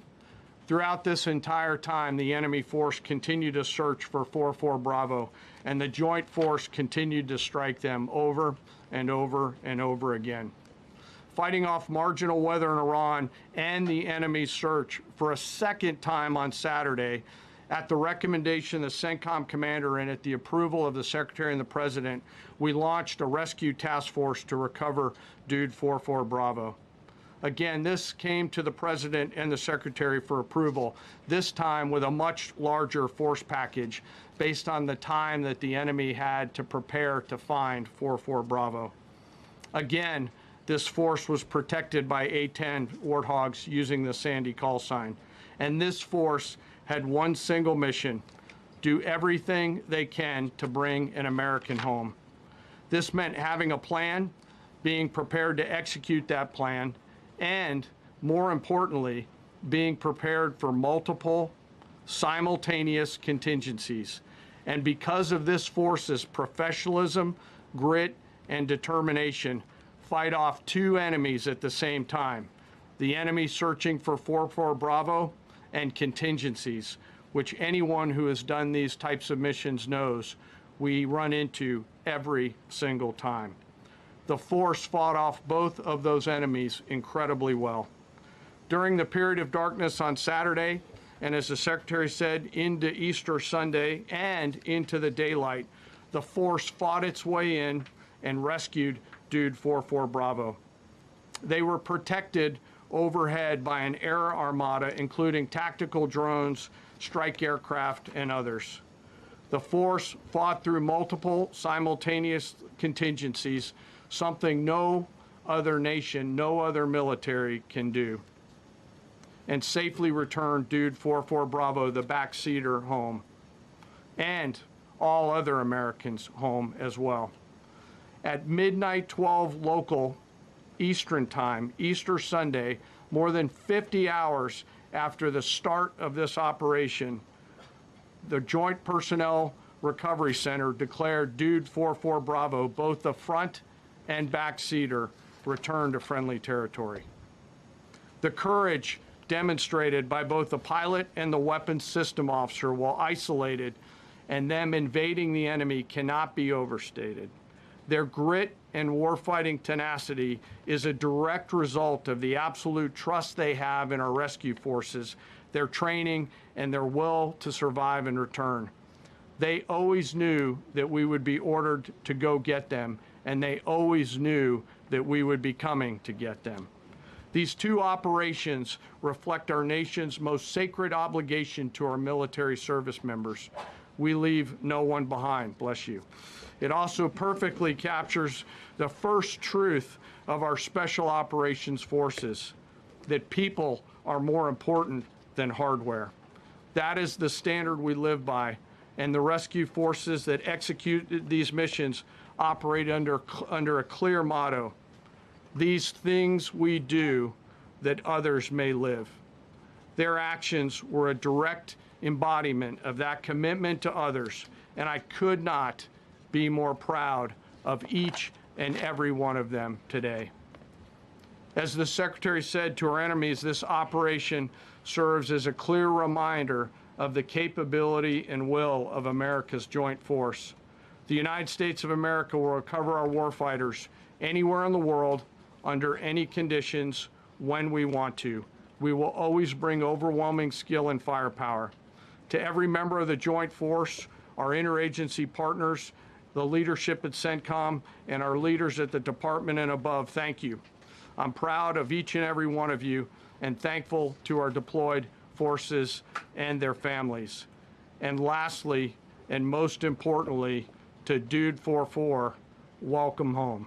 Job well done. Thank you. All right, so that was General Dan Kane speaking during the press conference earlier with President Donald Trump, the CIA, as well as Pete Hegseth, our Secretary of War here in the United States. And I mean, it's probably needless to say, but this rescue mission was a huge deal. So first and foremost, as we know, with that fighter jet, that was the first U.S. aircraft that had been shot down that we know of in Iran since the beginning of this conflict, this war with Iran. And then we also know that immediately after this incident, we heard the pilot was rescued, but it took hours and hours and hours that we just heard Dan Kane explain before we were able to find that second person, the backseater that they're talking about there. I saw in the comments section you guys have been asking what happened to C-130, the jet that was shot down. Well, according to Iranian news outlets, that aircraft was completely decimated. They have actually put out some pictures that other news organizations have been picking up on. So that's the latest that we have there on that. Of course, now we're looking ahead to tomorrow, because the president says that the deadline is coming for Iran to reopen the Strait of Hormuz. And if they don't, he says blood will be shed. What that means, where else are we looking in terms of how to end this conflict with Iran? We'll talk more about that when we come back. We'll also have some of our latest headlines when we return.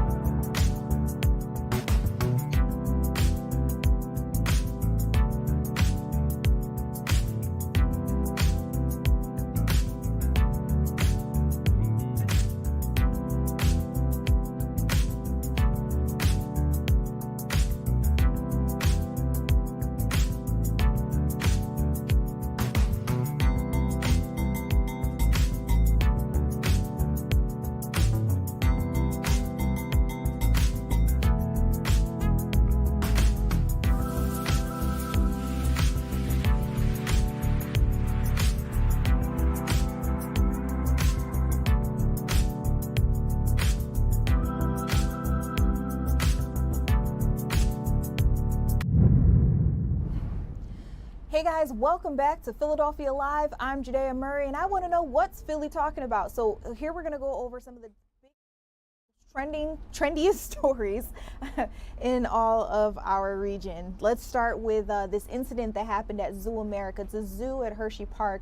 We learned that a toddler, and I mean very, very young here, I think 15 months old, was attacked after crawling under a fence. And the details of the story are going to shock you, so bear with me. So we learned, and I'm sorry, it's not a 15-month-old, it's a 17-month-old, was bitten by a wolf. Authorities say that that child somehow made their way crawling under a fence, and then they stuck their hand through the enclosure, the wolf enclosure at Zoo America. Now, authorities also say that this child's parents, because I'm sure you're wondering where the parents were looking at their phones when this incident took place, and they actually didn't know that their child was being attacked or was bitten until there was some sort of big kerfuffle where other people were stepping in to try to help this child out. So again, they say one of the wolves injured the child, and they do say that this was instinctive. So, you know, an animal being an animal, and they, you know, interacted with a child who probably wasn't supposed to be right there when it all happened. Again, police say that both parents, identified as 43-year-old Carrie B. Sorter and 61-year-old Stephen J.B. Wilson, have been charged with endangering the welfare of children because they say they walked away from their child, they went and sat down off to the side, and then were looking at their phones when this 17-month-old was somehow able to make their way over to that enclosure and get a little too close. So they're asking anybody who was there at the time, who saw this happen, anybody who may have taken video, to please contact them immediately because it's going to help them with their investigation. So a big story that we have there, really close to home. Here's another one. A shoplifter caught apparently using mace on employees that were trying to stop them from stealing. This is a big story here for Fox 29. You're taking a look at not only the surveillance camera footage, but also a picture that they took of that suspect. Police are saying that this person was shoplifting at a business on March 31st, again, being caught on camera taking items off of the store shelf. They said they walked to a different part of the shop in order to try to put them away into a bag or into their stuff so they wouldn't get caught. But police have seen this video. They put it out there hoping that someone out there recognizes this person. This all took place in the 4600 block of Frankfurt Avenue, again on March 31st. If you know this person, if you were in the store when this happened, they're asking for someone to contact the Philadelphia Police Department, hoping that they can make an arrest soon. Now, I know all of you guys have been keeping your eyes on Nancy Guthrie. What's the latest that's happening there? Well, first and foremost, Savannah Guthrie, she is the strongest person I probably know, making her way back to the Today Show today. And I'm sure it was a hard show, but her coworkers definitely came up in full support. But if for some reason this is your first time hearing about this, Nancy Guthrie is the 84-year-old mother of Savannah Guthrie, who's the host of the Today Show. She's been missing for just over 2 months now. All we have is surveillance video, a couple of other videos that have been going around where you can see a masked person tampering with the camera that was on Nancy Guthrie's home out there in Tucson, Arizona. Her family is now offering $1 million for anybody who has any information that can help bring her home, or at least bring the family some closure, because so far there's not a lot that they have to work with. But earlier today, I want to let you know that on X, TMZ posted that they've gotten yet another ransom note. This one coming in as Savannah Guthrie was on the anchor desk for the Today Show. And they say that this ransom note is coming from a repeat sender who's been reaching out to them multiple times, demanding money. Again, this is all concerning the abduction of Nancy Guthrie. Another thing we heard at around 6 a.m., of course, Nancy made her first appearance. She said out to the crowd, "You guys have been so beautiful." She had a smile on her face, and I can only imagine what it takes to put it there. Earlier from that, Michael Ruiz, who's a reporter for Fox News Digital, posted that there's a man who's been funding $100,000 of a reward, is telling people out there that if you have a tip that could help bring Nancy Guthrie home, he's saying don't go to the sheriff's office. He's saying go directly to Crime Stoppers. It's a way where you can report any tip anonymously. He also gave out the number. He says it's the safest path for witnesses to come forward, and he's hoping that other people will be able to give more credible tips without the fear of having to provide their name or how they know the information that they've come upon. So really interesting stuff there. I don't know how you guys feel about someone who's just crowdsourcing money, telling people where to go through with their tips, but that is something that is happening. And I also want to go over some of the things that are happening on the back end, because to put it quite plainly, and I promise I'm not even editorializing this, it's kind of a mess over there in the Pima County Sheriff's Office. And here's why I say that. There's been an independent firm that's working for Pima County that has put out some findings. Right now, they are looking into the sheriff, suggesting that there was a workplace harassment complaint made against him. This is Sheriff Chris Nanos, who's over this investigation into finding Nancy Guthrie. We also know that that complaint was brought on by a former Sheriff's Department lieutenant who lost to Nanos in a 2024 election. So keep that in mind while I'm telling you all of this, where the source is coming from. At the same time, the Pima County Board of Supervisors has voted unanimously to question the sheriff about his work history and management of the department. So they feel like there may be some sort of, bad practices happening there. It's also suggesting that harassment that I told you about, and suggesting that maybe he's not fit to be on this case.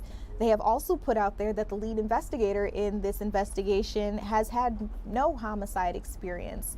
So a lot of eyebrows being raised about this. At the same time, we heard last weekend that police were looking into rumors about a body of a woman found in Arizona. We have since learned that that happening in Scottsdale has absolutely nothing to do with the missing case of Nancy Guthrie. But it makes me think about that woman's body who was found. I'm hoping and praying for her family who have now had to learn that their loved one was out there and in such a horrible way. Last but not least, the Pima County Sheriff's Department is warning the public about fake fundraisers, so these scams out there. They're saying there are no official fundraisers, no official GoFundMes. Do not give your money to anybody that you think is helping this case in finding Nancy Guthrie, because they say there are no official efforts associated with her investigation. So that's the latest that I have there on that. I wanted to make sure that we are keeping up to date on the Nancy Guthrie case. And last but not least, you Samsung users, this one is for you. So if you have a Samsung, you use the messaging app, that's going to come to a close pretty soon. They say July 2026, the Samsung Messages app will go away. They want users to start right now making their switch to Google Messages. You should check your app for the specific shutdown date and then follow any in-app instructions that it gives you to complete that transition over to Google Messages. They say that this move is all about providing a more secure and they say a feature-rich messaging experience, whatever that means.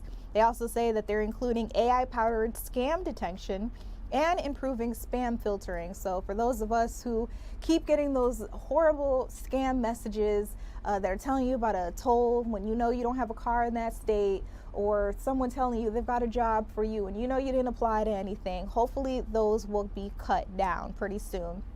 All right, with that being said, I'm taking a look at our time now. I have gone over just a little bit. When we come back from this break, though, we're going to check in with our sports team. There's a lot happening in the world of sports when we come back.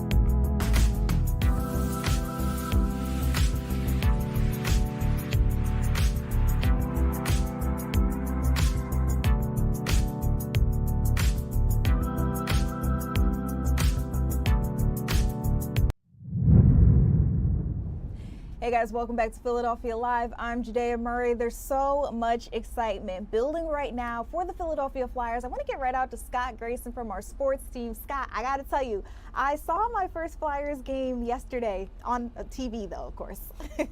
That's good. That's good. What did you think? That was an exciting game. Absolutely. Okay, so first of all, I was like, oh, does hockey go into overtime like all the other sports? And they were like, yes, it does. And so then, of course, now we're in overtime and I'm seeing everything play out. And I actually get to see Porter Martone make his first goal. I thought he was crying out there on the ice. Yeah, 19-year-old kid, and he made that game-winning goal. Huge one because it really helped the Flyers in terms of their playoff chances. They moved into third place in their own division, which put them in a better spot than even being a wild card if the playoffs were to start today. But they don't start today. There's still a little bit of room to be played, and I think they have 5 games left. So 3 on the road, that's right, and then 2 at home. So it's going to be a great finish, and as you saw in that game, it was exciting. It was an electric atmosphere here at home. It certainly will be a lot of fun if the Flyers can get into the playoffs and we get some playoff hockey back here in Philadelphia. Okay. Well, yeah, we're definitely going to keep our eyes on that one. It's going to be really exciting for all the fans and new fans like myself. Yeah. So thanks for pointing that out. Now, at 8 o'clock, I heard we kicked off a game with the Sixers and the Spurs. How's that going? Yeah, right now, the Sixers just took a 1-point lead in the second quarter as I looked down and checked the score myself. Been a really tight game. There was one little bit of a scare in the first quarter. Early into the game, Joel Embiid went down, and every time he hits the floor, I think the whole city collectively holds their breath. He got up, went out of the game for a little bit, came back in. He's playing right now. Just made a free throw a few minutes ago.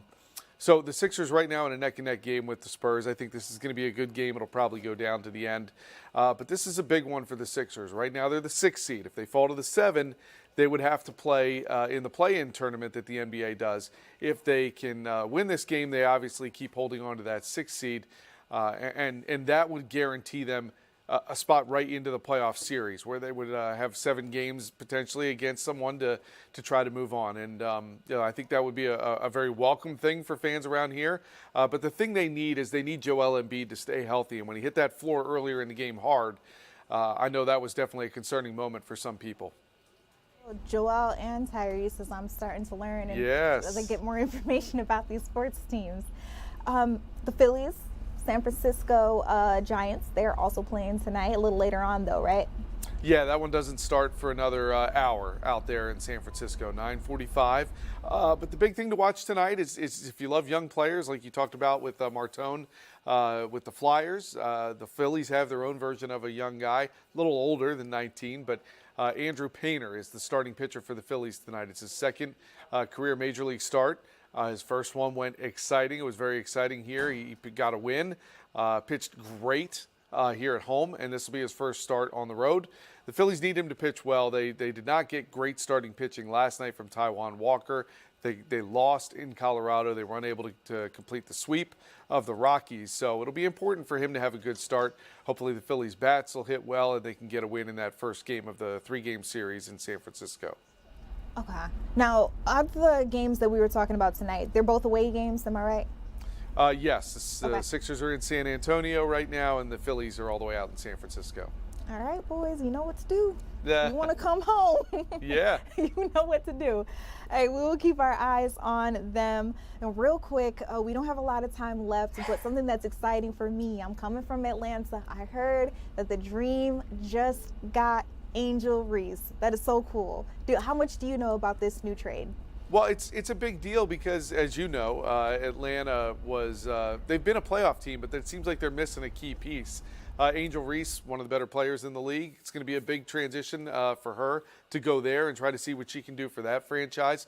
And they had to give up 2 first-round picks to do it. So that tells you what kind of player she is. If the team was willing to give up 2 first-round picks to bring her in, and then to tie it all in back here, just wanted to point out and remind everyone around here that Philadelphia is getting a WNBA franchise that I believe will start playing in 2030. So still a few years, but perhaps you'll see Angel Reese playing here down in Philly. Yeah, there are a lot of young women that I would love to see them make their way to Philadelphia. WNBA is only growing. I mean, you've probably seen as well. It's like more and more people are going to the games. They're starting to get more and more sponsorships. And I mean, people are really seeing that this is a sport that they should have had their eyes on this whole time. Yeah, and Angel Reese and Caitlin Clark, the two that everybody loves, and they have had some great battles. So the more that kind of thing keeps being generated in the WNBA, the better for the sport.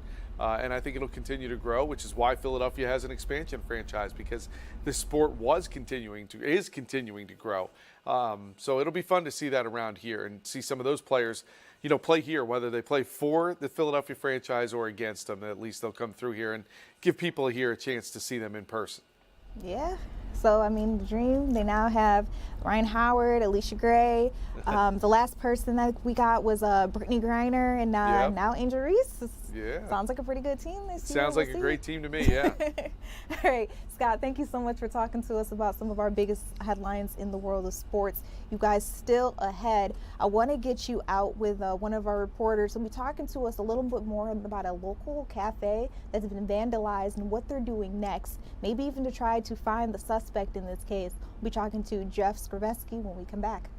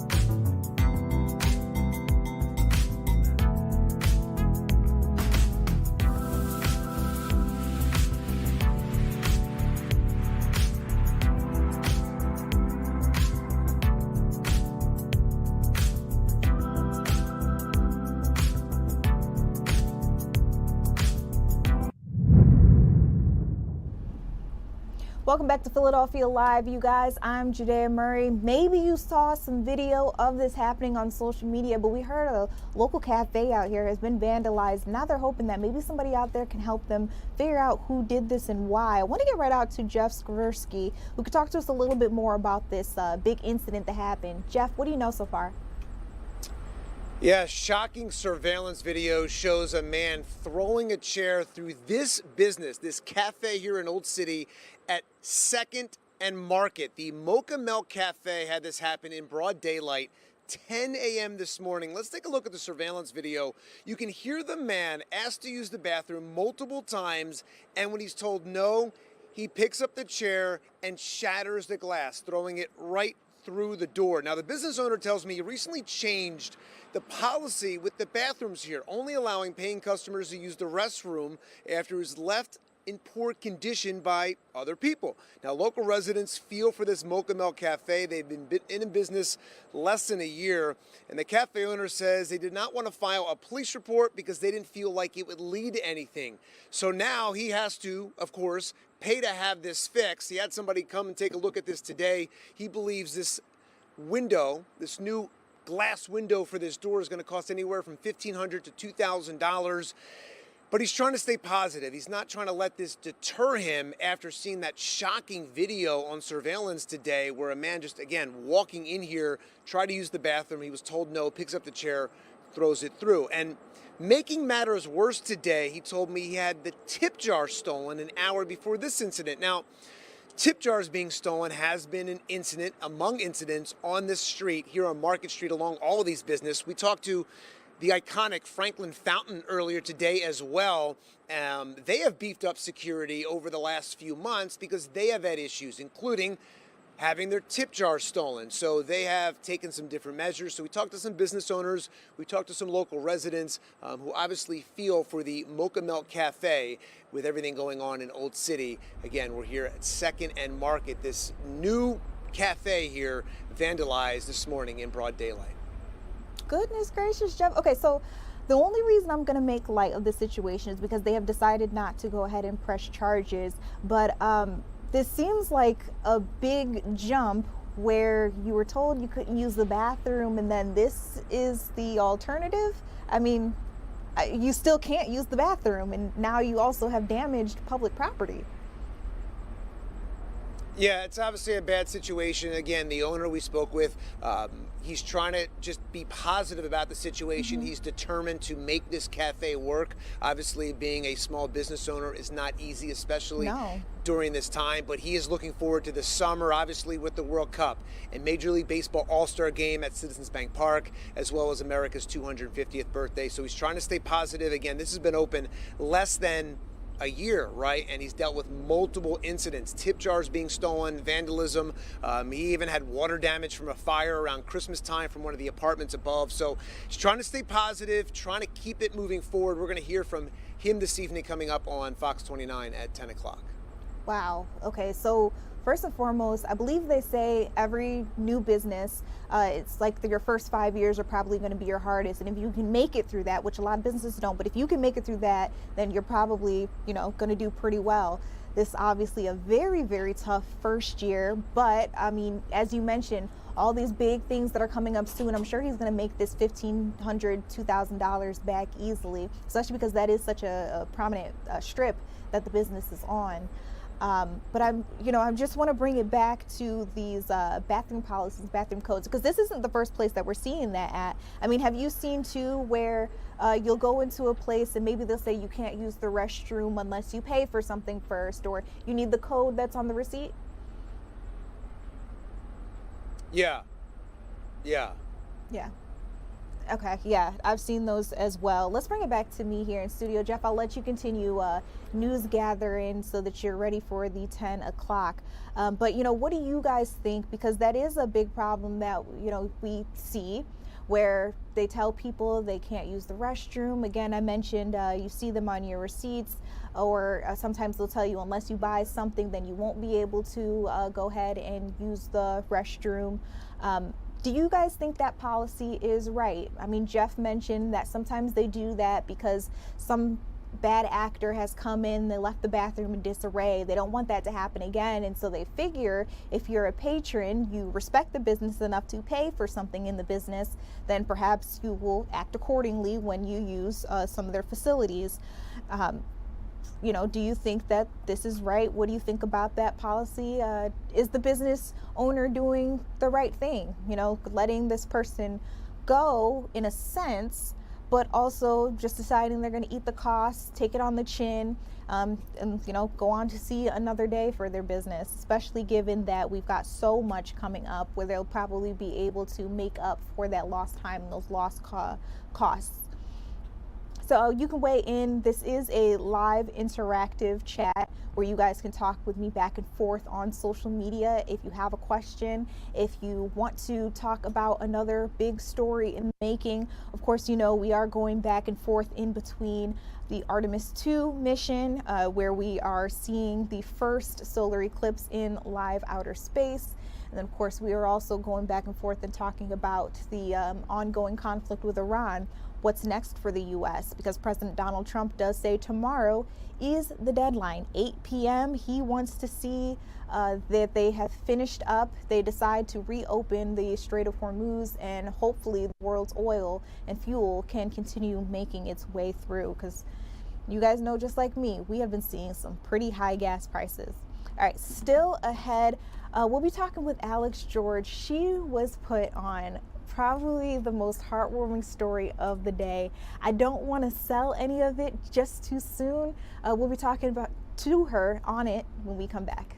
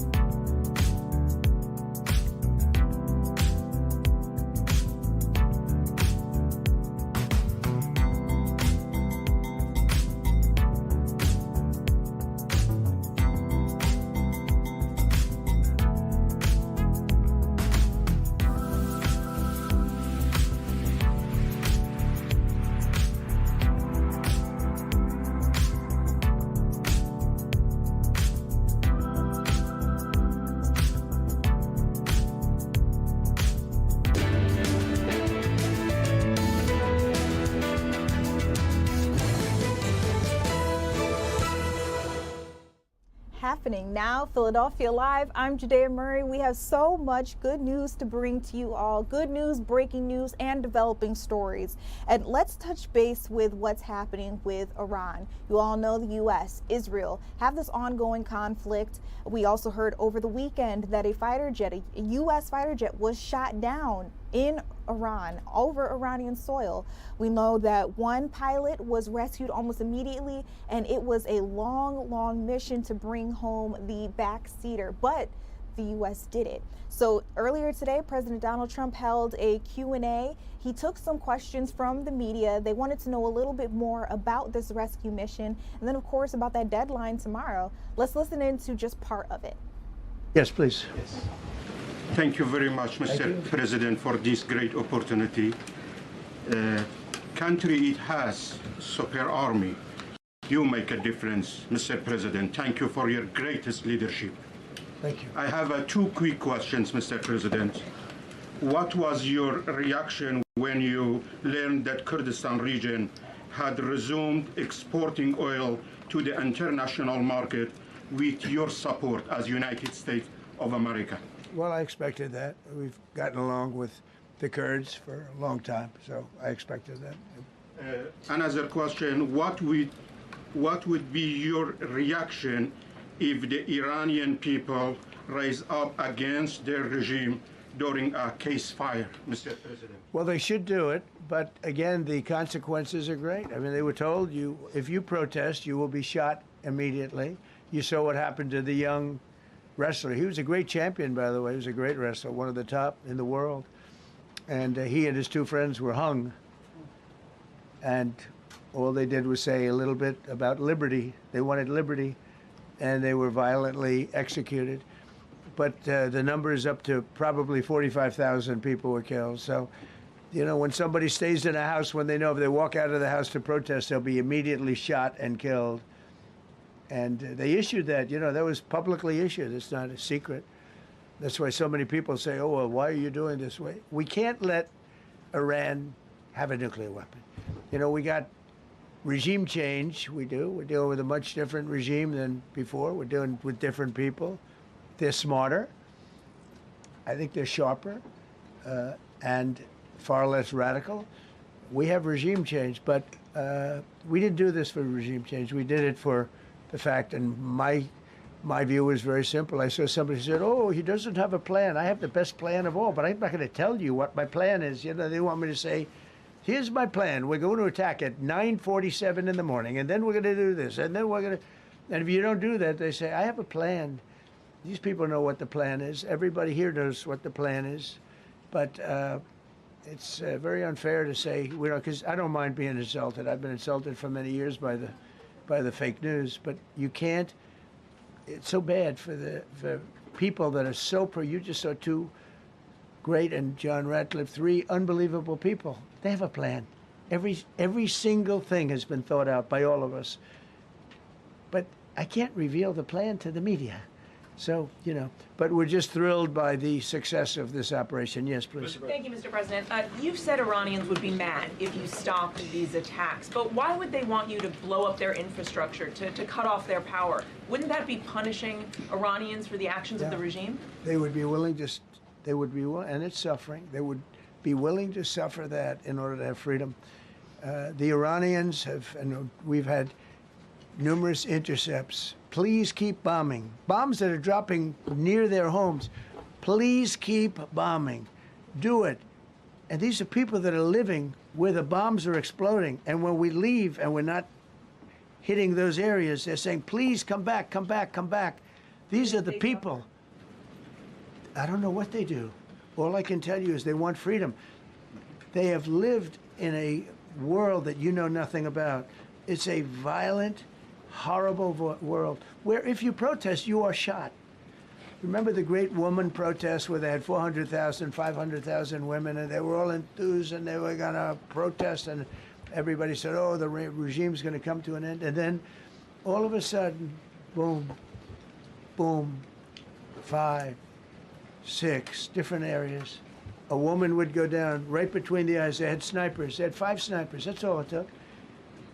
And those 400,000 or 500,000 women said, "Oh my God, what's that?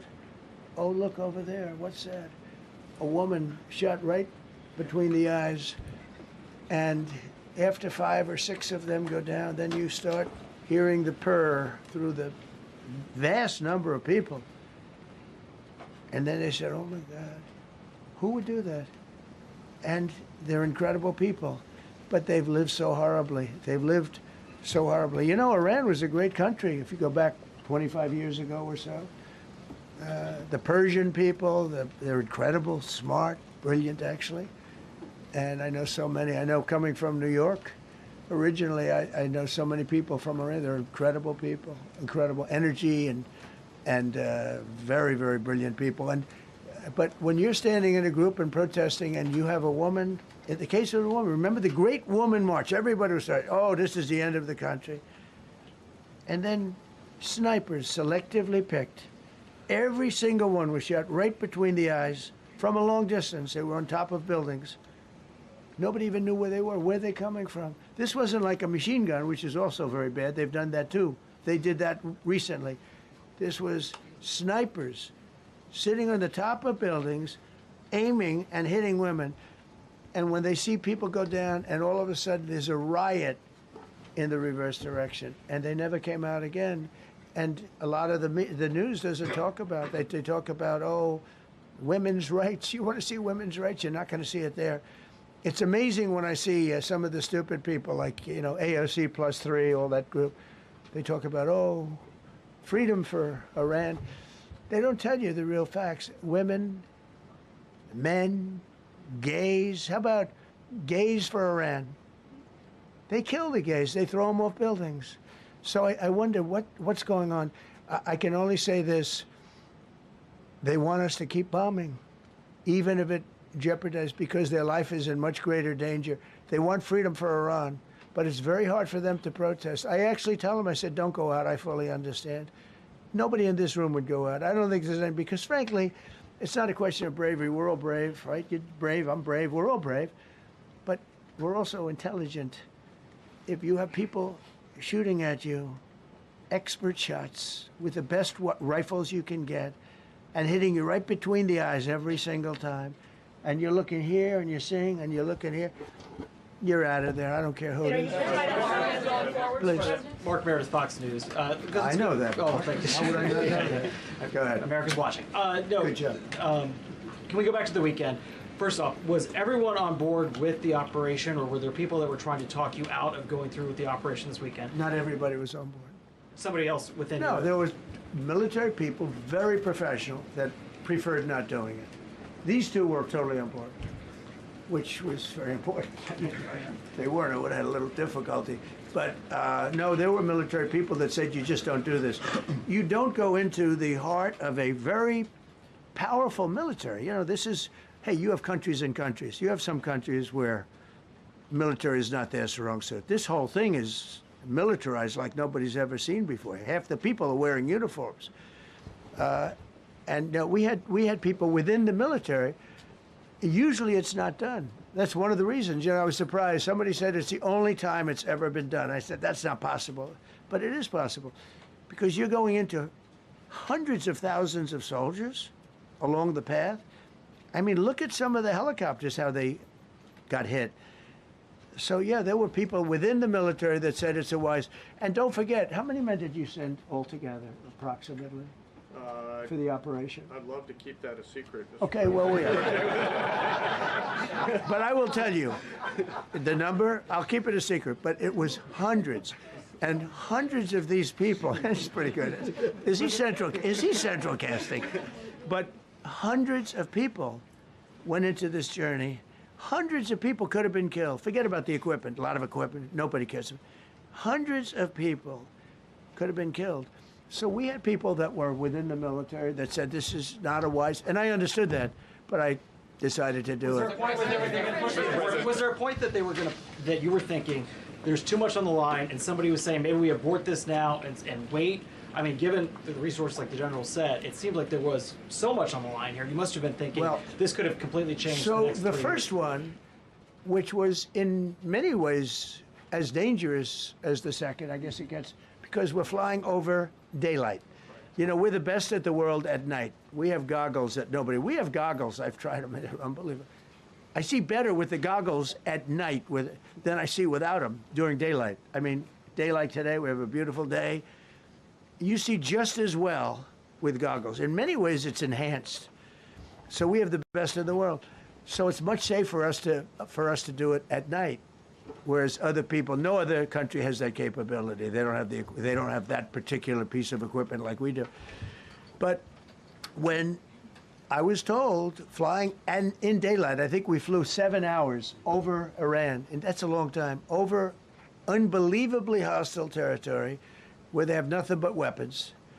We took out their anti-aircraft, which is great. We took out their radar, which is great. We took out a lot, but they still have, you know, what hit this one was a handheld shoulder missile, heat-seeking missile. So it's not like, you know, they're totally whatever. And they had probably a little luck, because you got to get lucky.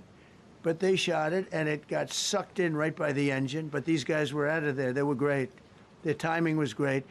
But no, I was told that this is a very dangerous mission. I understand. They didn't say it's a foolish mission. They said, you know, we're going to be sacrificing hundreds of people do this. This is, I mean, you have tankers that are flying over this area so that because the flight was so long, they had to refuel. It's a very dangerous mission. I just felt it was worth it. If you would have told me that we would have been successful, gotten both, and nobody was even essentially injured, I would have said that would be impossible. Yeah, Bruce. Mr. President, thank you very much. Thank you, sir. I'll come back to you. Okay, thank you. Given that you are now dealing, you say, with a more reasonable, less extreme leadership in Iran, what does that mean for the protesters, for the human rights movement in that country after this conflict? Well, What's your positive. expectation? Yeah, if they assume control, if we do something and they assume control, I think it's very positive, a big step. I don't think you'd see the radicalization that you have seen in the last. Look what happened. I mean, women are being executed because they're not properly clothed, they say. They're not properly clothed, and they execute the women. They shoot them right on the street. No, you have a much different group of people. Now, I'm not saying we are dealing with them. Essentially, they have till 8 o'clock tomorrow night, Eastern time. But we are dealing with them. I think it's going well. Mr. Witkoff is here, and JD's involved in the dealing. Mr. Witkoff is sitting right here, and I think it's going fine, but we'll have to see. You have to understand, we've been dealing with these people for 47 years. I'm standing here with a much more powerful Iran as of a month ago, not anymore. Right now, they are decapitated. But I'm standing here a month ago with a much more powerful Iran than it was at any point during 47 years. This should have been handled by 7 presidents, a lot of presidents. And those presidents are saying now, every one of them to their friends, we should have done this a long time ago. So it's not something I like doing. It's very dangerous, and we're getting them at the height of their strength. If I didn't terminate the Barack Hussein Obama Iran nuclear deal, they would have had don't forget, that was a path to a nuclear weapon. Remember this. He chose Iran over Israel, pure and simple. How Israel can vote for a Democrat is, if you're Jewish in New York City or any place else in this country, and how you can vote for a Democrat is unbelievable, because he chose Iran, a very hostile Iran. Remember when he filled up a 757 with cash, billions of dollars of cash, and he sent it over to them. Then they gave them tens of billions of dollars. He chose Iran over Israel, and really the Arab world, if you look, because, you know, the other, Saudi Arabia, Qatar, UAE, I mean, you take a look. I mean, I can add Kuwait, and I can add Bahrain, and you can add others. He chose such an unlikely candidate. Nobody could believe it. Frankly, if you're going to choose between Iraq and Iran, he should have befriended Iraq. He went in the exact opposite direction of all thinking, and he made a terrible mistake. But that was a road to a nuclear weapon. And when I terminated that, everyone said, oh, he terminated it. It was one of the best things we ever did, because he had a road to a nuclear weapon. And It was a very short-term deal. You know, countries don't do 10-year deals. Countries do hundreds of years. You don't do a 10-year deal. For a country, you need, this isn't, you're a landlord and you're renting a store on a certain street and you give somebody a 5-year or 10-year lease. This is a country. It was a short-term deal. It was ready to expire. I terminated it before it expired. Took a lot of heat, and it was one of the best things I ever did because he would have had a nuclear weapon. Then he would have had another nuclear weapon, had those beautiful B-2 bombers not gone in 8 months ago and obliterated that site. And by the way, the word is obliteration. CNN said, well, maybe it wasn't complete. It was so complete that they still haven't been able to get it. It was obliteration. But if we didn't hit them, that was a courageous decision, too, because we had all those planes flying in at night with very little cover, unbelievable stealth planes, and they were able to do their job. If we didn't do that, Iran would have had a nuclear weapon at a high level, either one of those two instances. And if they did, in my opinion, I told this to Bibi Netanyahu yesterday, Israel would have been extinguished. Large portions of the Middle East would have been extinguished, whether it's Saudi Arabia, Qatar, UAE, or others. And you saw that with thousands of missiles raining down upon them. They didn't think they were going to be hit. They thought they'd be watching us fight. And all of a sudden, UAE got hit by 1,500 missiles. He would have taken them out also. And they were powerful. If I didn't come along and terminate the Obama deal, which was terrible, the Iran nuclear deal was a road to a nuclear weapon, a big one, unlimited, legally. I terminated it without even much thought. It was so easy. I terminated that, and then the B-2 bombers. And I did one other thing. I had killed Qasem Soleimani, who was an evil genius. And the reason I did it, I heard he was going to knock out 5 of our military bases. And had he lived, I believe we would be fighting perhaps a different Iran right now, because he's never been replaced, you know. And I did one other, but this one was not picked up. Osama bin Laden. If you read my book, I said you got to take him out 1 year before the World Trade Center came down. So I wish you'd read the book. But you, as a president, to be a good president, I believe you have to have good instincts. And a lot of this is instinct. Yeah, please. Thank you so much for taking my question today, Mr. President. Mr. President, last week you suggested that Europe should take the lead on reopening the Strait of Hormuz. Has circumstances changed now that you're issuing a direct 48-hour ultimatum? And secondly, would a new ceasefire include Israel, or would it just be between Iran and the US? I can't talk about ceasefire, but I can tell you that we have an active, willing participant on the other side. They would like to be able to make a deal. I can't say any more than that, but they'd like to do it. You've listed the goals. Excuse me. Please, go ahead. You've listed Thank the you, Mr. goals. President. Who are you with? My name is Dia Kurda. I'm with the largest Kurdish media outlet, Ruda Media Network. It's based in Iran. Go ahead. Mr. President, you said before that you don't want the Kurdish forces to enter Iran and be harmed. Do you still want them to stay away? Or what role do you expect them to play now? I'd rather have them stay away. And then, I'd rather have them stay away because I think they bring with them some problems and some difficulties. And I don't think they bring death, I mean, you know, to themselves. But I'd rather have them stay away. Go ahead. Thank you, Mr. President, for the question. Deliberate attacks on civilian infrastructure violate the Geneva Conventions and international law. Who are you with? I'm with the New York Times. Zolan from the New York Times. Are you failing? Are you concerned? Circulation way down at the New York Times. Are you concerned that your threat to bomb power plants and bridges amount to war crimes? No, not at all. No, I'm not. I hope I don't have to do it. But again, I just said 47 years they've been negotiating with these people. They're great negotiators. And because they're not going to have a nuclear weapon.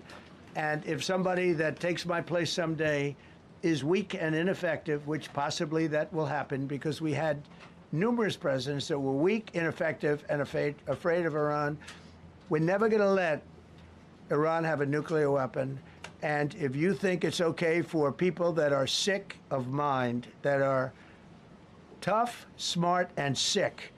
Really sick, from a policy standpoint, from a standpoint, any which way you want to say. Mentally, these are disturbed people. If you think I'm going to allow them, and powerful and rich, to have a nuclear weapon, you can tell your friends at the New York Times, not going to happen. It means violating international law. Quiet. You no longer have credibility at the New York Times. Because the New York Times said, oh, Trump won't win the election, and I won in a landslide. I won every swing state. New York Times said, oh, Trump won't win the election. New York Times has no credibility. The credibility they have is it used to be all the news that's fit to print. The old gray lady, it was great, but they're running on past fumes, and you can't keep doing that. You have to be able to give the correct news. And people like you, who I know, are fake. You're fake. Go ahead, please. Yes, please. All right, you guys, that was just part one of the question and answer section of this press conference that the president had earlier today. We will be listening to part two, so don't go anywhere. But first, I wanted to make sure that our viewers from Philadelphia get a better sense of what the weather is like ahead. So let's check in with our meteorologist, Kathy Orr. Kathy, how's it going? It's going well. We're seeing temperatures that are on the cool side, but the forecast is very promising for this time of year. Temperatures today made it in the upper 50s. We should be in the lower 60s, but nevertheless, not too bad at all. So let's take a look at temperatures outside across the region. I mean, these numbers, not that bad. 55 in Philadelphia, 47 in Doylestown. We're looking at 50 degrees in Exton and 50 in Millville. So all in all, around the region, it's typical for this time of year. Overnight lows will be in the 40s, so it is going to be on the chilly side, but not as cold as it's going to get. The temperatures really bottom out by midweek. So tomorrow we start off in the 40s, we end up in the 50s, plenty of sun, but still some wind blowing out of the northwest, gusting to about 30 miles an hour, and that will make it feel much colder. We'll look at the winds here. You can see tomorrow will be sustained at about 19 miles an hour, gusting to 31, so they will definitely put a chill in the air. Then as we look at Wednesday morning, we have a freeze watch in effect for most of the region for temperatures around freezing or below. And that would be really a problem for some of our flowering trees, especially those white flowering pear trees. They do not like these cold temperatures. So anything that's popped prematurely or that is sensitive could actually die as of this cold come Wednesday morning. So if you planted any type of perennial or any type of, I'd say annual, they could be in jeopardy, but most of us haven't done that just yet. As we look at the morning low temperatures, yes, they're going to be very cold. We're talking about freezing in Philadelphia and some of our suburbs falling in the 20s. This is Wednesday morning, so please keep that in mind. As we look at Wednesday afternoon, we're in the 50s. The same on Thursday. We have the sun, we're in the 60s, and by Friday, we really change the forecast with high temperatures in the 70s. And that's just the beginning of a warm-up. So the next couple of days, we're in the 50s. We transition Thursday to 60s, and then mainly around 70 degrees as we go through Friday, Saturday, Sunday. The big change and the big shock comes early next week when temperatures go into the 80s. And once they get there, they're going to stay there for a couple of days. And here's the appetizer of the forecast. By day 7, as you can see right there, that would be on Monday. We're talking about temperatures around 86 degrees, and 90 is not out of the question next week. So that's pretty exciting stuff. From 50s to 70s over the weekend to 80s, maybe near 90 by next week, is a huge transition for the month of April. We'll send it back to you. Thank you so much, Kathy. We had some comments during your weather segment on TikTok. Nady Cake says she wants summer and she wants her tanning weather back, and it looks like toward the end of the week and the week ahead, you got it coming to you. So yeah, ask and you shall receive. Kathy, thank you so much for giving us this live look at our forecast. All right. We are going to take a quick break. Remember, I did say I was going to play part 2 for you guys. I'm so happy that so many of you decided to stay put for us. You're taking a live look at the White House and Israel, and that is because not too long ago we got an update that a Filipina caregiver, her name is Mary Ann De Vera, was killed in Israel during a missile attack. This is a strike that happened over Tel Aviv, and that is the live picture that you're taking a look at in the bottom right-hand corner of your screen. She says that, they say that Filipino national was killed during a missile attack. On February 28th, a Filipino caregiver was killed in another missile attack, a strike in Tel Aviv. Now, the Department of Foreign Affairs did not immediately identify this Filipino woman, but they did say that she was killed with her Israeli husband and her parents-in-law in a residential area. This all happening on Sunday. And the other incident that I was telling you about was February 28th, where a Filipino caregiver named Mary Ann De Vera was killed in a missile strike in Tel Aviv. So we're seeing a lot of attacks as we continue this open conversation on the Iran war and the conflict there and what's still ahead. Will they or will they not reopen the Strait of Hormuz tomorrow? We'll be keeping our eyes on that. But you guys, we're going to take a quick step back. We'll be back in just a minute. Break.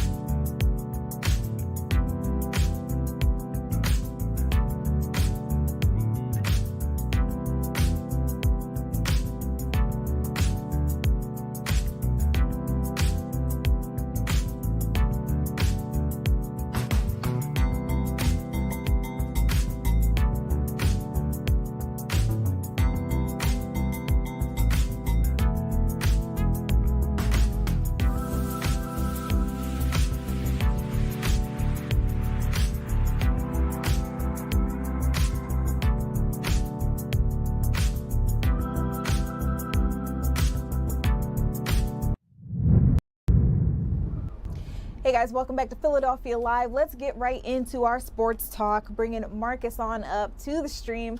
Marcus, I heard there are a couple of big games that are going on right now. The biggest one, there's so much excitement. This isn't a game happening tonight, but there's so much excitement surrounding the Flyers. Talk to me a little bit more about the season they still have ahead of them, especially after last night's big win. Well, last night, like you just said, was huge for the Flyers. They won in overtime.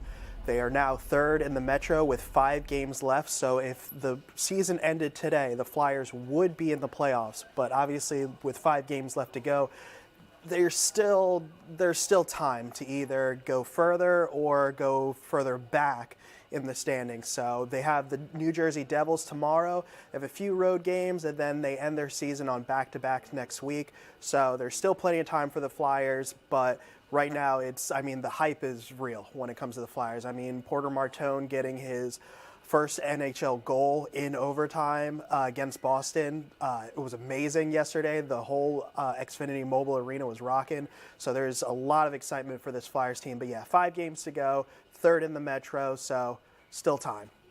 Okay, and we are keeping our eyes on the score for the Sixers game versus the Spurs. Yes. Not looking too good right now, Marcus, but we still have some time to make up for it, right? Oh, it's still early in the third. I mean, we had just gotten out of halftime, but I mean, it's a very physical game. Joel Embiid took a fall early in the first quarter, had to get taken out, but then came back. Victor Wembanyama, he took a hit from Paul George, was out for a bit. It was in and out for the rest of the second quarter, but now he's back. So it has been a dogfight between these two teams. But yeah, it had just started the third quarter. Okay, so I actually, on my notes, had the Sixers down 2 in the third. So the Spurs have just recently gone on a run with a little over 8 minutes to go in the third. So, I mean, it's back and forth here. Joel Embiid, at the half, Joel Embiid and Wembanyama had 20 points. Maxey had no points in the first half. So he's been quiet today, so they definitely are going to need him to step it up. But yeah, as you can see, Sixers still in progress, down 9 in the third quarter. Okay, so now, Marcus, as you know, I'm still learning everything. Maxey was just injured, right? It was his finger. So are we thinking that maybe this was a premature coming back to the game, or, you know, is it just an off night? I think it's just an off night, personally. I mean, there have been a lot of injuries from this team all throughout the year. Embiid's been the one that's been really questionable just because of his load management, not being able to play in back-to-back games too much. And even with Campaign over the weekend, he recently had a hamstring injury to be out for a couple weeks. But when it comes to Maxey for the most part has been okay. He's been playing through injury, if anything. So I think tonight is just an off night for Maxey. Okay, well, as you said, they do still have some time to turn things around. So you guys put your head in the game, and hopefully I'm loving this hand motion that you're doing. That's why I can't not see it. It's okay. I thought you were laughing because I definitely just referenced High School Musical right there. Oh, my wife would love you. I can't stand musicals, so that's all you. I do what I can for the girls. There you go. There you go. Last but not least, we're also keeping our eyes on the Phillies. They have a big game tonight as well. It's another away game. Talk me through that one. So they are in the midst of a West Coast road trip. They actually start a series with the San Francisco Giants. First pitch is going to be in about 10 minutes. Andrew Painter, who had an amazing debut last week, is going to be on the mound for the Phillies, especially after winning 2 of 3 against the Rockies. They hope to win or even sweep the series with the Giants before they come back home to Citizens Bank. So today is the start of a 3-game series out in San Francisco. Okay, hold on. Marcus, I'm checking in with our live stream chat. You know, they always got something to say. Okay, so Ryder Powell says, can Maxey please score 25? Like, what in the world? And then Tuco Smith says, it's not just an off night, it was the Spurs. So they don't. I mean, the Spurs, that's a good point. The Spurs are the second best team in the West.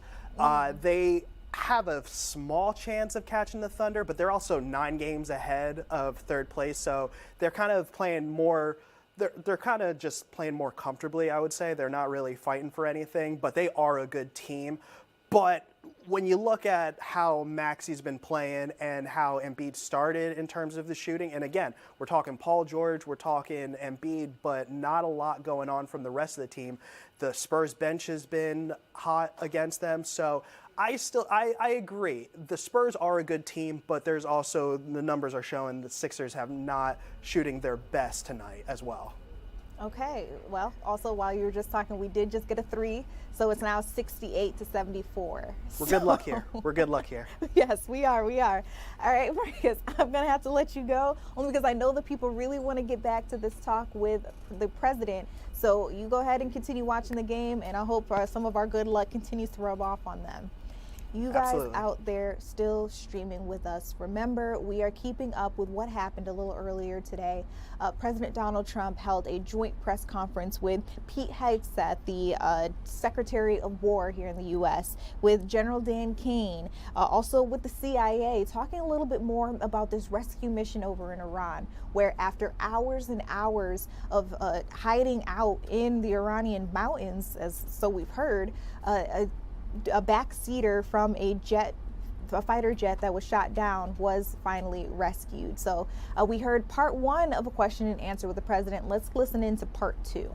Mr. President, your messaging on the war has moved from the war is coming to an end to war going to be bombing Iran to the Stone Ages. Right. And we've heard a range of those kind of messages. So which is it? Are you winding this down or are you escalating it? I can't tell you. I don't know. I can't tell you. It depends what they do. This is a critical period. They have a period of, well, till tomorrow at 8 o'clock. I gave them an extension. They asked for an extension of 7 days, right? I said, Steve, give them 10 days. 10 days is up actually today, so I gave them 11, I guess, indirectly. I thought it was inappropriate the day after Easter. I want to be a nice person. They have till tomorrow. Now, we'll see what happens. I can tell you they're negotiating, we think, in good faith. We're going to find out. We're getting the help of some incredible countries that want this to be ended because it affects them also. A lot of people are affected by this, but we're giving them till tomorrow, 8 o'clock Eastern time, and after that, they're going to have no bridges. They're going to have no power plants. Stone Ages, yeah, Stone Ages. CNN fake news. Are you willing to make a deal that does not include reopening the Strait of Hormuz, or is that now a top priority? I would say it's a very big priority because, see, that's one thing that's a little different than other things. We can bomb the hell out of them. We can knock them out for a loop. But to close the strait, all you need is one terrorist that somehow has a truck loaded with, because you can carry them in trucks, large trucks, a water mine, drop them in the water, and now you tell people that own ships that cost $1 billion to don't worry about the mine. You can do that even just by saying we put mines in the water. So it's not like the rest. We can knock out their military. We already have. We've knocked out their Navy. We've knocked out their Air Force completely. We've knocked out 158 ships in 3 days. We've knocked out even their mine droppers. They don't have any mine droppers anymore, but they put them on other boats, and they could drop them. I'm not even sure they have any mines there, by the way. I'm not sure. I'm personally, they say there might be 8. I don't know. I think there might be none because they're very good bullshit artists. That's why for 47 years they've been bullshitting other presidents, and they haven't done the job. And people are living in hell. You live in that country, they're living in hell. No, I think that 47 years of this stuff is long enough. They're at the weakest point they've ever been. They have no Navy, they have no Air Force, they have no anti-aircraft weaponry, they have no radar, they have no communication. In fact, the biggest problem we have in our negotiation is that they can't communicate. I said to Steve, what are they saying? Sir, they can't communicate. They have no method of communication. So we're communicating like they used to communicate 2,000 years ago with children, bringing a note back and forth. They have no communication. But all I want to see is I want to have a safe world, and you're not going to have a safe world. Israel will be gone. The Middle East will be gone. And then they're coming for Europe. And I have to tell you, I'm very disappointed in NATO, very. I think that NATO... I think it's a mark on NATO that will never disappear in my mind. You know, they're coming to see me on Wednesday. They're going to say, oh, we'll do this, we'll do that. Now they all of a sudden want to send things, you know. But they said it loud and clear at the beginning. When I spoke to UK of all, I would have said they would have been the first because they're the oldest. And I say, yeah, I'd love to have a little help. He said, no, sir, we'd rather wait till you win. I said, I don't need help after we win. They have 2 old broken aircraft carriers, barely work. I said, I guess we can use them. Who the hell knows? I called the general. He didn't even want them. He said, we don't really need them. We got the SS Abraham Lincoln, sir. We don't need them.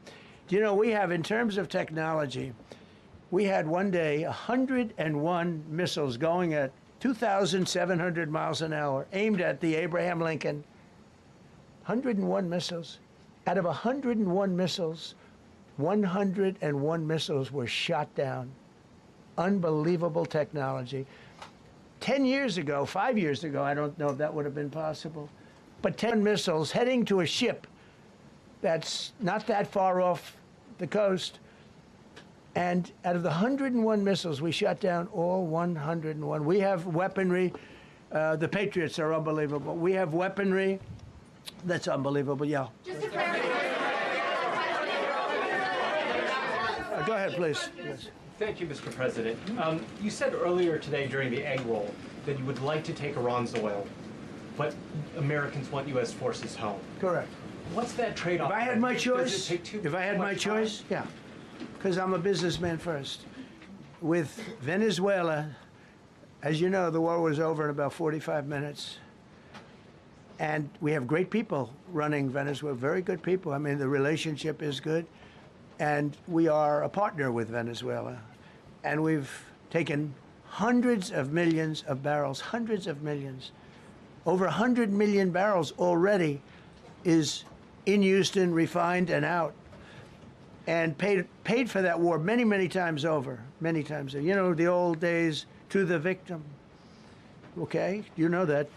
To the winner belong the spoils, go the spoils. And I've said, why don't we use it? To the victor, go the spoils. And we don't have that. We haven't had that in this country probably in 100 years, because even the Second World War, you look at the Second World War, we didn't have it with the Second World War. We helped rebuild all those countries. We rebuilt Germany. How about Germany telling us that, well, it's not their war. We had nothing to do with it. They wanted me to go and tell them everything I was doing. We didn't know anything about it. Well, if I would have told them, they would have leaked it, and we wouldn't have been nearly as successful, possibly, right? But to the victor belong the spoils. So we haven't heard that in, I think, maybe hundreds of years. Now with Venezuela, and we, just so you understand, the people of Venezuela, they say if I ran for president of Venezuela, I'm polling higher than anybody has ever polled in Venezuela. So after I'm finished with this, I can go to Venezuela. I will quickly learn Spanish. It won't take too long. I'm good at language. And I will go to Venezuela. I'm going to run for president. But we're very happy with the president-elect that we have right now, the people that are running it. If you remember Bush with Iraq, they fired the generals, they fired the police, they fired the people that worked in their equivalent of the White House. They fired everybody. And you know what they had? They had a mess. And you know what happened? ISIS formed. Those generals and those soldiers got together, the police got together, they all got together, they formed ISIS. Not going to happen with us. So Venezuela has been an incredible situation. We went in, we were very successful, military power like nobody's ever seen. The general, Venezuelan general said, I was on that site. I said, I've never seen ferocity like that. I've been doing this for 40 years. He said, I've never seen it. They hit us from 17 different, they were all set.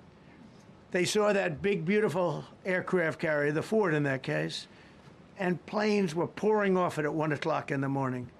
So typically when you see that late at night, you know you could be in trouble, right? And we were all ready. They had their equipment, it was Russian, and they had Chinese equipment. It was all set. They were going to give us a fight. He said, and then they came, and they came at speeds like we've never seen. And they came at 17 different angles. The general and his people, that was a lot of angles. They hit him from every angle. He said, we knew it was over in 3 minutes. We were waiting for them. Their equipment didn't work, and there's a reason it didn't work. Someday we'll explain that to people. They pressed the button, nothing happened. They pressed it again and again, nothing happened. And he said, we knew this whole thing was over in 3 minutes. We've never seen any, he used the word ferocity.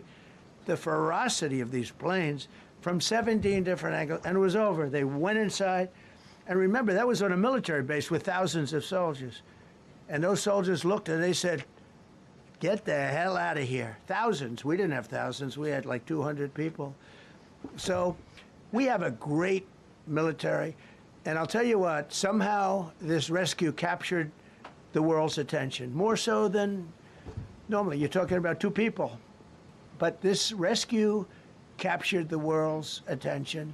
But we did it in Venezuela. That was amazing. And now we have a very bad man in prison and going to trial. I mean, he released, aside from the drugs, which he was terrible, Maduro released hundreds of thousands of people from jails into our country. Drug dealers, murderers, the worst people in the world were released into our country because we had a stupid president who probably didn't know, and we had a border czar who never went to the border and never once called our great Border Patrol agents, right? Not once, Kamala. She never called the Border Patrol. She never said, how are we doing? I used to call the Border Patrol guys every day. You can ask them, Paul, ask any one of them. Brandon, ask them all the time, how are we doing, how are we doing? And we now, I'm proud to say, have a totally sealed border. 9 months, nobody is coming through our border. And nobody even tries because they know they're not going to get through. So we don't have caravans anymore. So maybe 1 or 2 more and we'll be done. Mr. President, are you allowed to, or are you willing to end this conflict with Iran charging tolls for passage through the strait? Us charging tolls? Iran. What about us charging tolls? Is that something you're considering? I'd rather do that than let them have them, right? Why shouldn't we? We're the winner. We won, okay? They are militarily defeated. The only thing they have is the psychology of, oh, we're going to drop a couple of mines in the water, all right? No, we have a concept where we'll charge tolls, okay? I thought you meant us. Your question would have been more accurate if you said us. Go ahead. Thank you very much. So just to clarify, in order for Iran to successfully meet your deadline tomorrow, do they have to make a deal, open the strait, or both? We have to have a deal that's acceptable to me. And part of that deal is going to be we want free traffic of oil and everything else. Mr. President, thank you very much. You've said glory be to God in this conflict. Do you believe that God supports the United States' actions in this I do, war? because And have you God sought is his direction? good. Because God is good, and God wants to see people taken care of. God doesn't like what's happening. I don't like what's happening. Everyone says I enjoy it. I don't enjoy this. I don't enjoy it. These two guys don't enjoy it. You know, people say, "Oh boy, they're so tough." I don't like seeing people killed. I've ended 8 wars. Nobody's ever done it. The person who won the Nobel Prize came to me and said, "You deserve the Nobel Prize." She announced that. When they announced, they said, "Goes to Maria. She's a great person, really a good person." She said, "No, no, no. This is ridiculous. They gave me the Nobel Prize. President Trump ended 8 wars. I could go over every one of them, including India and Pakistan, where the Prime Minister of Pakistan said President Trump saved from 30 to 50 million lives." That makes me much happier than what we're doing right now. That makes me much happier. We have one more to end, by the way. President, you called yesterday in your Truth Social, you called the Iranians crazy bastards. True. What is your response to critics who say that... I don't care about critics. What is your response to critics who say that it is your mental health that should perhaps be examined as this war continues? I haven't heard that. But if that's the case, you're going to have more people like me, because our country was being ripped off on trade, on everything, for many years until I came along. So if that's the case, you're going to have more people. Dasha, go ahead. Dasha, You said that very little is off limits in Iran as far as targeting, including power plants, bridges. You've mentioned those. Very little is off limits. Are there certain kinds of civilian targets, though? I'm thinking schools I don't want to or tell you hospitals that. you I don't want to tell you that. that. We have a plan, because of the power of our military, where every bridge in Iran will be decimated by 12 o'clock tomorrow night, where every power plant in Iran will be out of business, burning, exploding, and never to be used again. I mean, complete demolition by 12 o'clock. And it'll happen over a period of 4 hours if we wanted to. We don't want that to happen. We may even get involved with helping them rebuild their nation. And you know what? If that's the case, the last thing we want to do is start with power plants, which are among the most expensive things, and bridges. You saw the bridge. The bridge went. We were very close to a deal. And then I got a call from Mr. Witkoff, Mr. Kushner, and JD saying, "I think they're breaking the deal." I said, "Tell them that's okay. Don't worry about it. But tell them to look out their window and watch." And within 45 minutes, I gave the order to knock out the biggest bridge. I gave the order, knock out the biggest bridge in, I believe, the Middle East, but the biggest bridge in Iran. And within 10 minutes after I gave that order, that bridge was over. So do I want to do that? No. Do I want to destroy their infrastructure? No. It will take them 100 years to rebuild. Right now, if we left today, it would take them 20 years to rebuild their country, and it would never be as good as it was. And the only way they're going to be able to rebuild their country is to utilize the genius of the United States of America.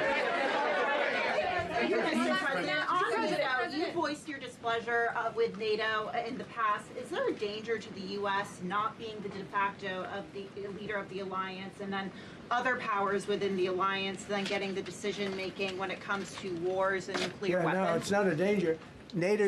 Look, we went to NATO. I didn't ask very strongly. I just said, "Hey, if you want to help, great." No, we will not help. I said, that's all right. You don't want to help? Because I've always said NATO's a paper tiger. See, NATO's a paper tiger. Putin's not afraid of NATO. Putin's afraid of us, very afraid of us. And he's explained it to me a lot of times. I got to know him very well. I know him very well. NATO's a paper tiger. NATO is us. And when we needed them, we didn't need them, by the way. We didn't need them, obviously, because they haven't helped at all. Just the opposite. They've actually gone out of their way not to help. They didn't even want to give us landing strips. Think of it. And it's not just NATO. You know who else didn't help us? South Korea didn't help us. You know who else didn't help us? Australia didn't help us. You know who else didn't help us? Japan.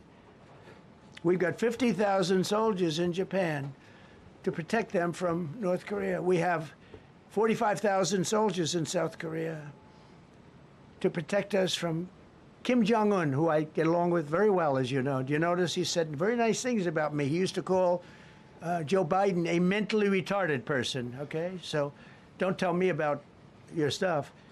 Joe Biden, he said he's a mentally retarded person. He was so nasty to Joe Biden. It was terrible. But to me, he likes Trump. And do you notice how nice things are with North Korea? It's very nice. But we have 45,000 people, soldiers, in harm's way, and right next to Kim Jong-un with a lot of nuclear weapons.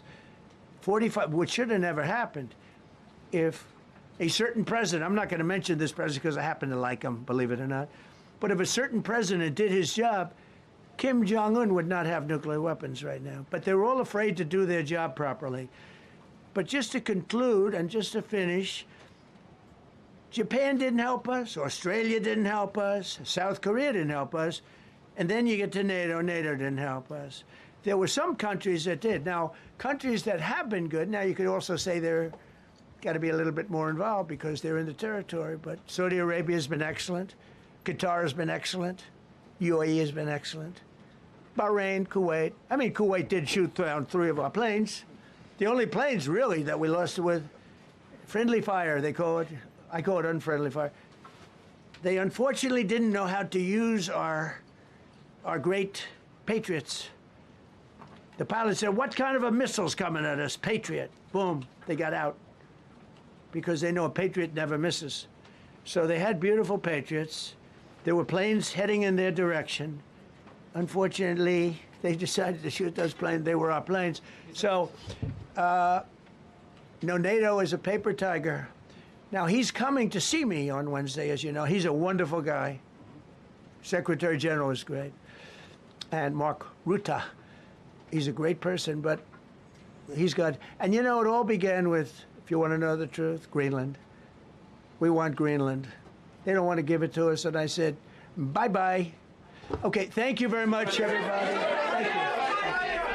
All right, so you guys, we've just been listening to the president talk more and more about this rescue mission out in Iran. And we know that tomorrow we are expecting to see whether or not Iran actually follows through with making a deal when it comes to a ceasefire. They're also supposed to reopen the Strait of Hormuz. And the president says if that doesn't happen, blood will be shed. He said that yesterday was going to be one of the deadliest days, one of the biggest days of attacks.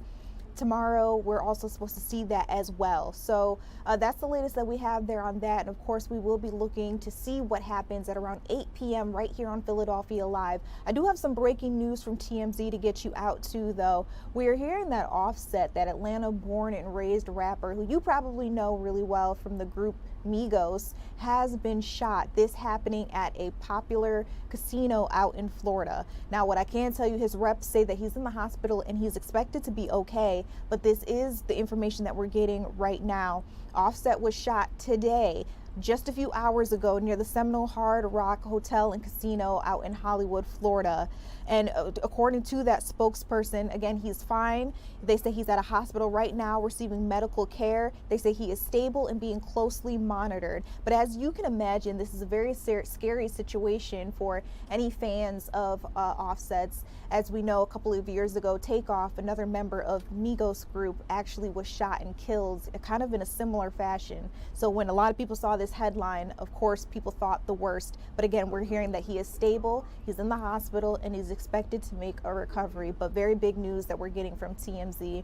Also, we're keeping an eye on Artemis 2. They made a really big part of their mission today. Of course, everybody knows they've been trying to make it to and around the moon, and they did that. We also got to see a solar eclipse. It's the first time that something like that could be seen from the human eye in outer space. So 4 astronauts representing NASA, and of course a Canadian astronaut who's with them as well, all got to see this happen. These live shots have been going in and out. As I've been explaining to you guys, the connection out in deep space is not at all great, but that's the latest that we have there on that. You're taking a look at an illustration that's showing what the astronauts would be seeing at this point in time.